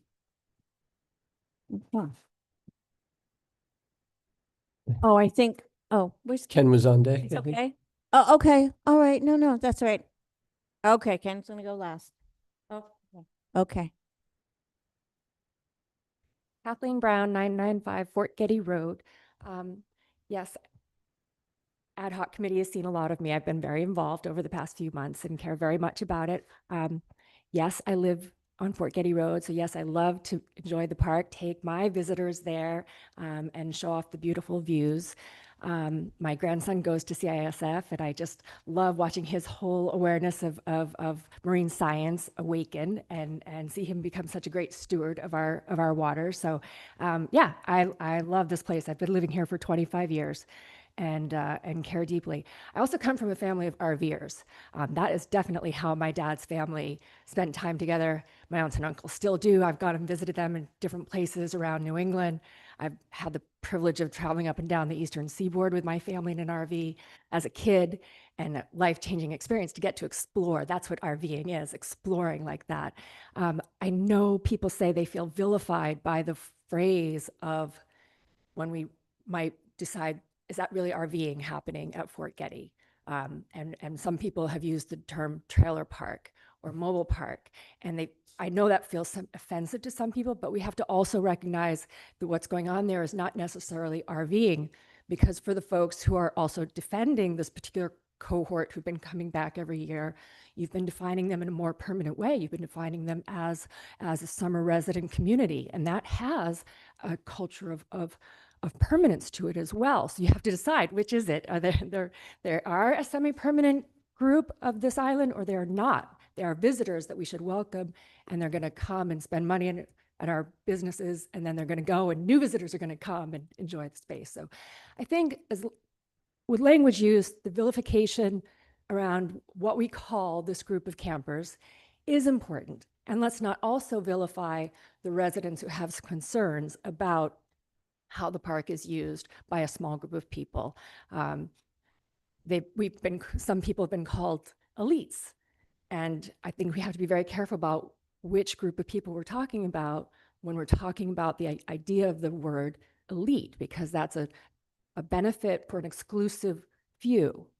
And so we have to really think about which group of people is receiving benefit for just a small cohort of people, and not for a larger base of full residents and visitors to the island. So those are two things I want to say. Eddie, I know you were looking through the survey to I think you had some other points within the survey results. And I think maybe one of the questions you were looking for was question 23 in the survey. So right after question 22, where your great survey asked us how important is revenue, that Fort Getty earns revenue, and we all, me included, said revenue is very important, sure. But then question 23 never really got addressed by the committee report. And that question, 71% of respondents said that it's either somewhat to very to extremely important that we look for new sources of revenue generated at Fort Getty. So as we cherry pick some answers and responses to the survey, let's also remember that we've ignored some answers and responses to the survey. So maybe we just, understand that survey was a great marker of some sentiment, but not an accurate or a mandate of what should happen next. And the one last thing I want to say, I don't know how I'm doing on time. No.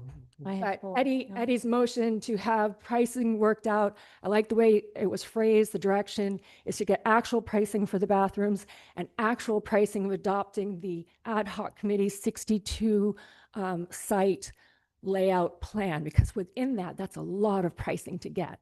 That is the new electrical hookups in their new location, earth moving, and then how are you remediating the whole top area where the most gorgeous views are? So need to wonderful wrap to it up. have that open. I love that part of the plan, opening up the All right, Catherine. Okay. Thank you. We gave you 5 minutes. Oh my gosh. Anyway. Okay, is there anyone else?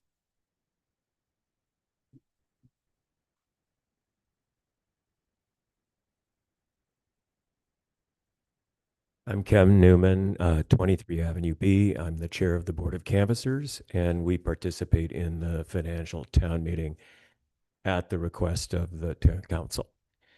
One of the things that has concerned me about how this process has proceeded in the way that it affects public perception of the process is the lack of definition in terms of the trailer renters as to what exactly, what category would we put them in, when in the past we have categorized people in certain ways for certain roles in the town.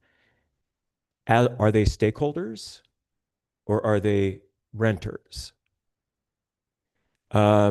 Often in the past, when, for instance, the Harbor Commission was composed, there were stakeholder issues in terms of a person who was an environmentalist, another person who was a non-riparian person, a person who was a riparian person.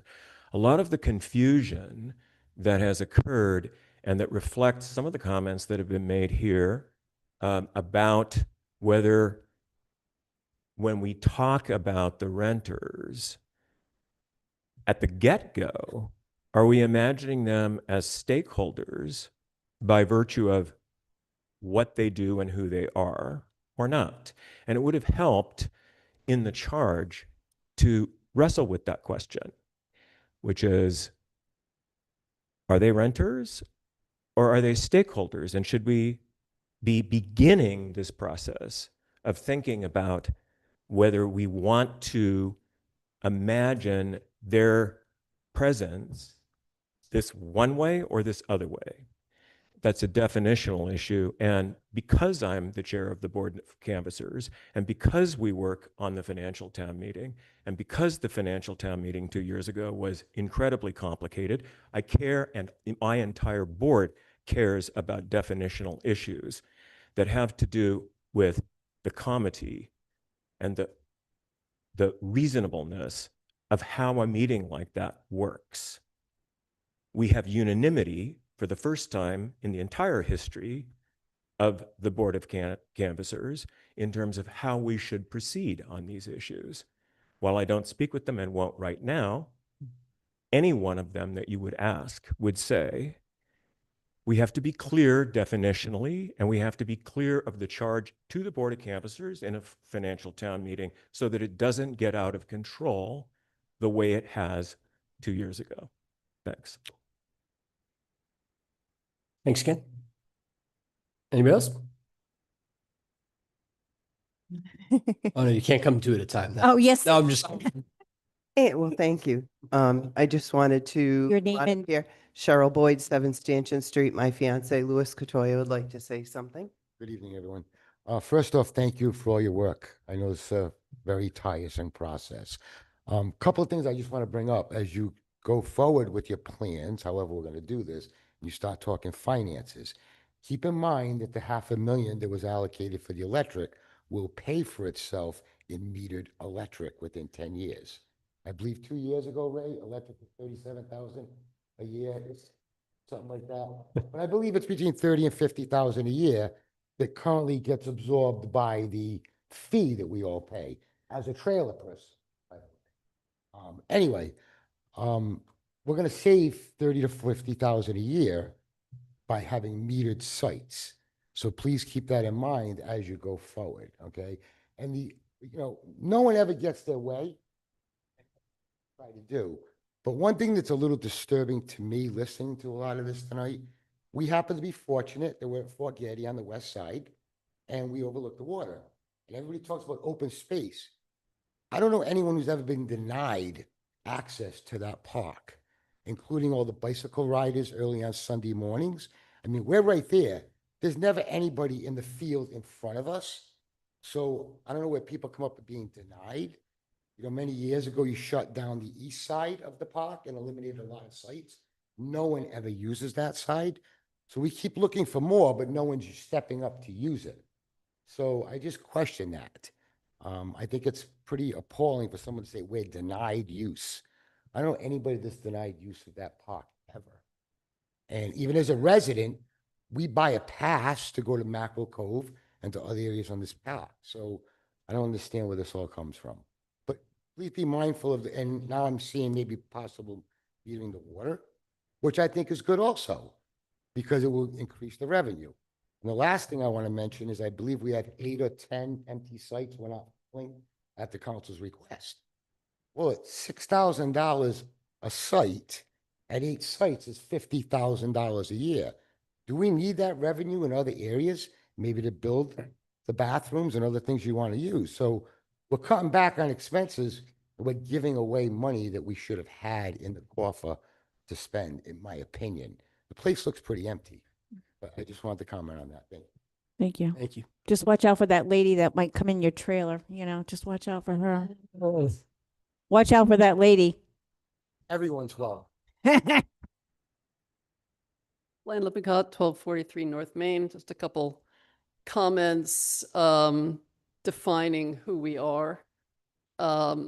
our fees go right into the town coffers. I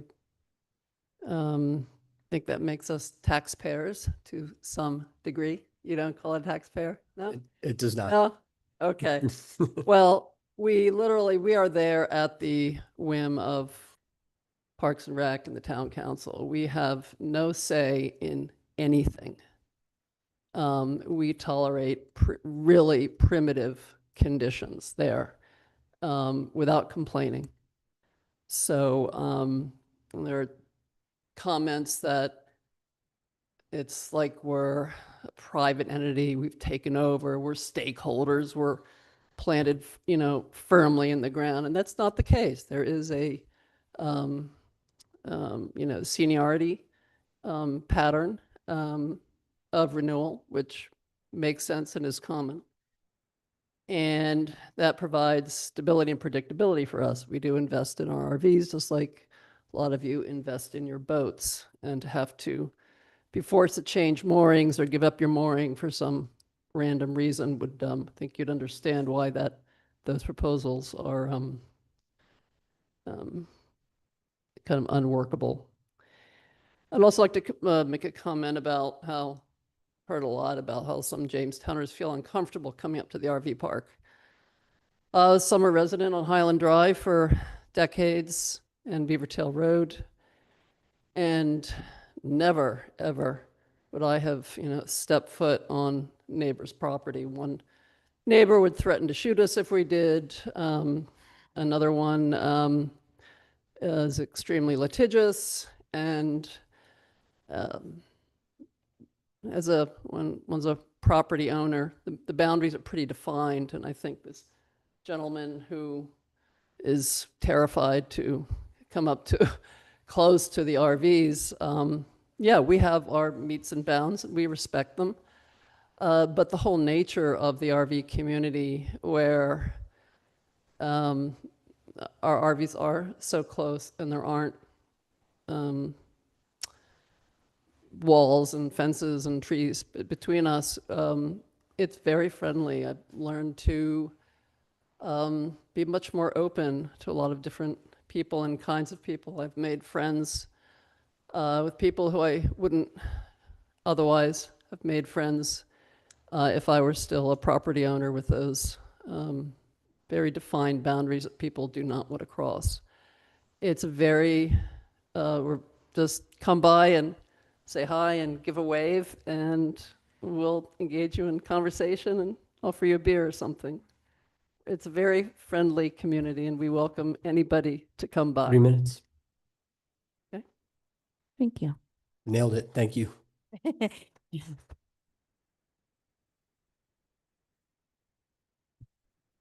Mary Foreman, Bayberry Drive. Just one last little thing.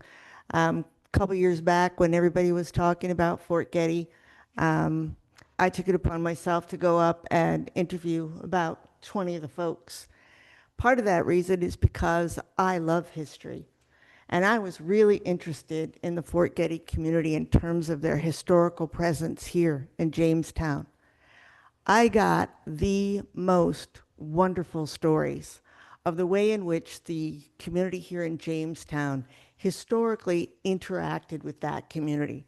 4th of July celebrations used to be up there. People would go in the park, they'd fish together. They'd go and have a beer in the PA club together. It was an interaction that was valued by both groups. Somehow, over the years, that definitely seems to have changed. And, I mean, historically, when you talk about protecting something historical, 50 years of having a campground, a unique thing that Jamestown has that other towns do not have. Most of the campgrounds are like privately owned. But no, the other thing, as a camper, when I was up there, and you can look out the window and see my 1987 Volkswagen Westphalia, I've been all over the place. I was appalled when I went up to Fort Getty and I looked at those restrooms. Most of the people that I interviewed told me they never drank the water, They had to bring it in containers. They never showered there. I wouldn't even go in those bathrooms. I would go into the bathroom over the pavilion before I would go into the bathrooms at Fort Getty. And so what that told me was these people were paying money into the town for what some people seem to think is a privilege for them to live there. And they were giving their money to the town, you know, to stay in the campground, but no investment was being made into the campground. Their air conditioning would go off because the electricity wasn't sufficient enough to, you know, have the new models of RVs and stuff. The other thing I was impressed with was the fact that these were people who we, in the COVID era, called essential workers, police officers, nurses, town clerks, regular folks, you know, who were just enjoying being in a place that was totally beautiful. They loved it. They kept up with it. They protected the park. And so I think we're very privileged to have a group of people who are there who care as much about that area as the residents do. So I just like to keep urging people to think about the human component of this as part of the Jamestown community. Thank you.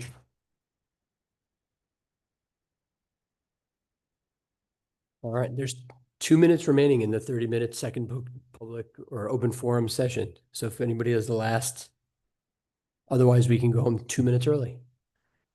Anybody? All right, way to take it. Hate public speak, so I'm gonna go really fast. Stephanie Haig, wife to Lindsay, co-owner of the Village Hearth at 2 Watson Avenue, home at 9 Powell Street. This is just not necessarily to address you guys, but to address others and the whole commentary about the RVers and not feeling welcome up there. As a bakery and business owner in town, I will tell you that there are regulars that come to us 7 to 8 months out of the year on a weekly basis, and then we don't see them in the summer. And it's because they don't like the crowds. I don't hold it against them. I really don't. So if you choose not to go to Fort Getty because there's more people up there in the RV space and it makes you feel uncomfortable, we won't judge you either. Right. So that was the only reason I had to say that, is just because I find it's a culture here too of if I were honestly not a business owner, you probably wouldn't see me in the summer, and I would only come out in the fall through the spring, and then I'd go back in hibernation in the summer because crowds really make me uncomfortable. And that's why I stay in the kitchen. But I will say I'm very happy to have made so many good friends and met new customers who are now regulars that have resulted from the RV park. And so if you think it's not welcoming, you may not also be coming to the bakery between Memorial Day and Labor Day either. So, but I don't judge you. I don't hold it against you. So anyway, thanks. Thank you. And you stayed under the 2 minutes. Nice job. Okay. Anyone else? Okay. I think Then seeing that there's no one else that would like to speak, I will entertain a motion to adjourn. so moved. Do I have a second? Second. All in favor? Aye. Aye. Thank you. Thank you again, all of you. That's yours. Oh, so cute. Can I have? Oh, thank you. Oh, they're so cute.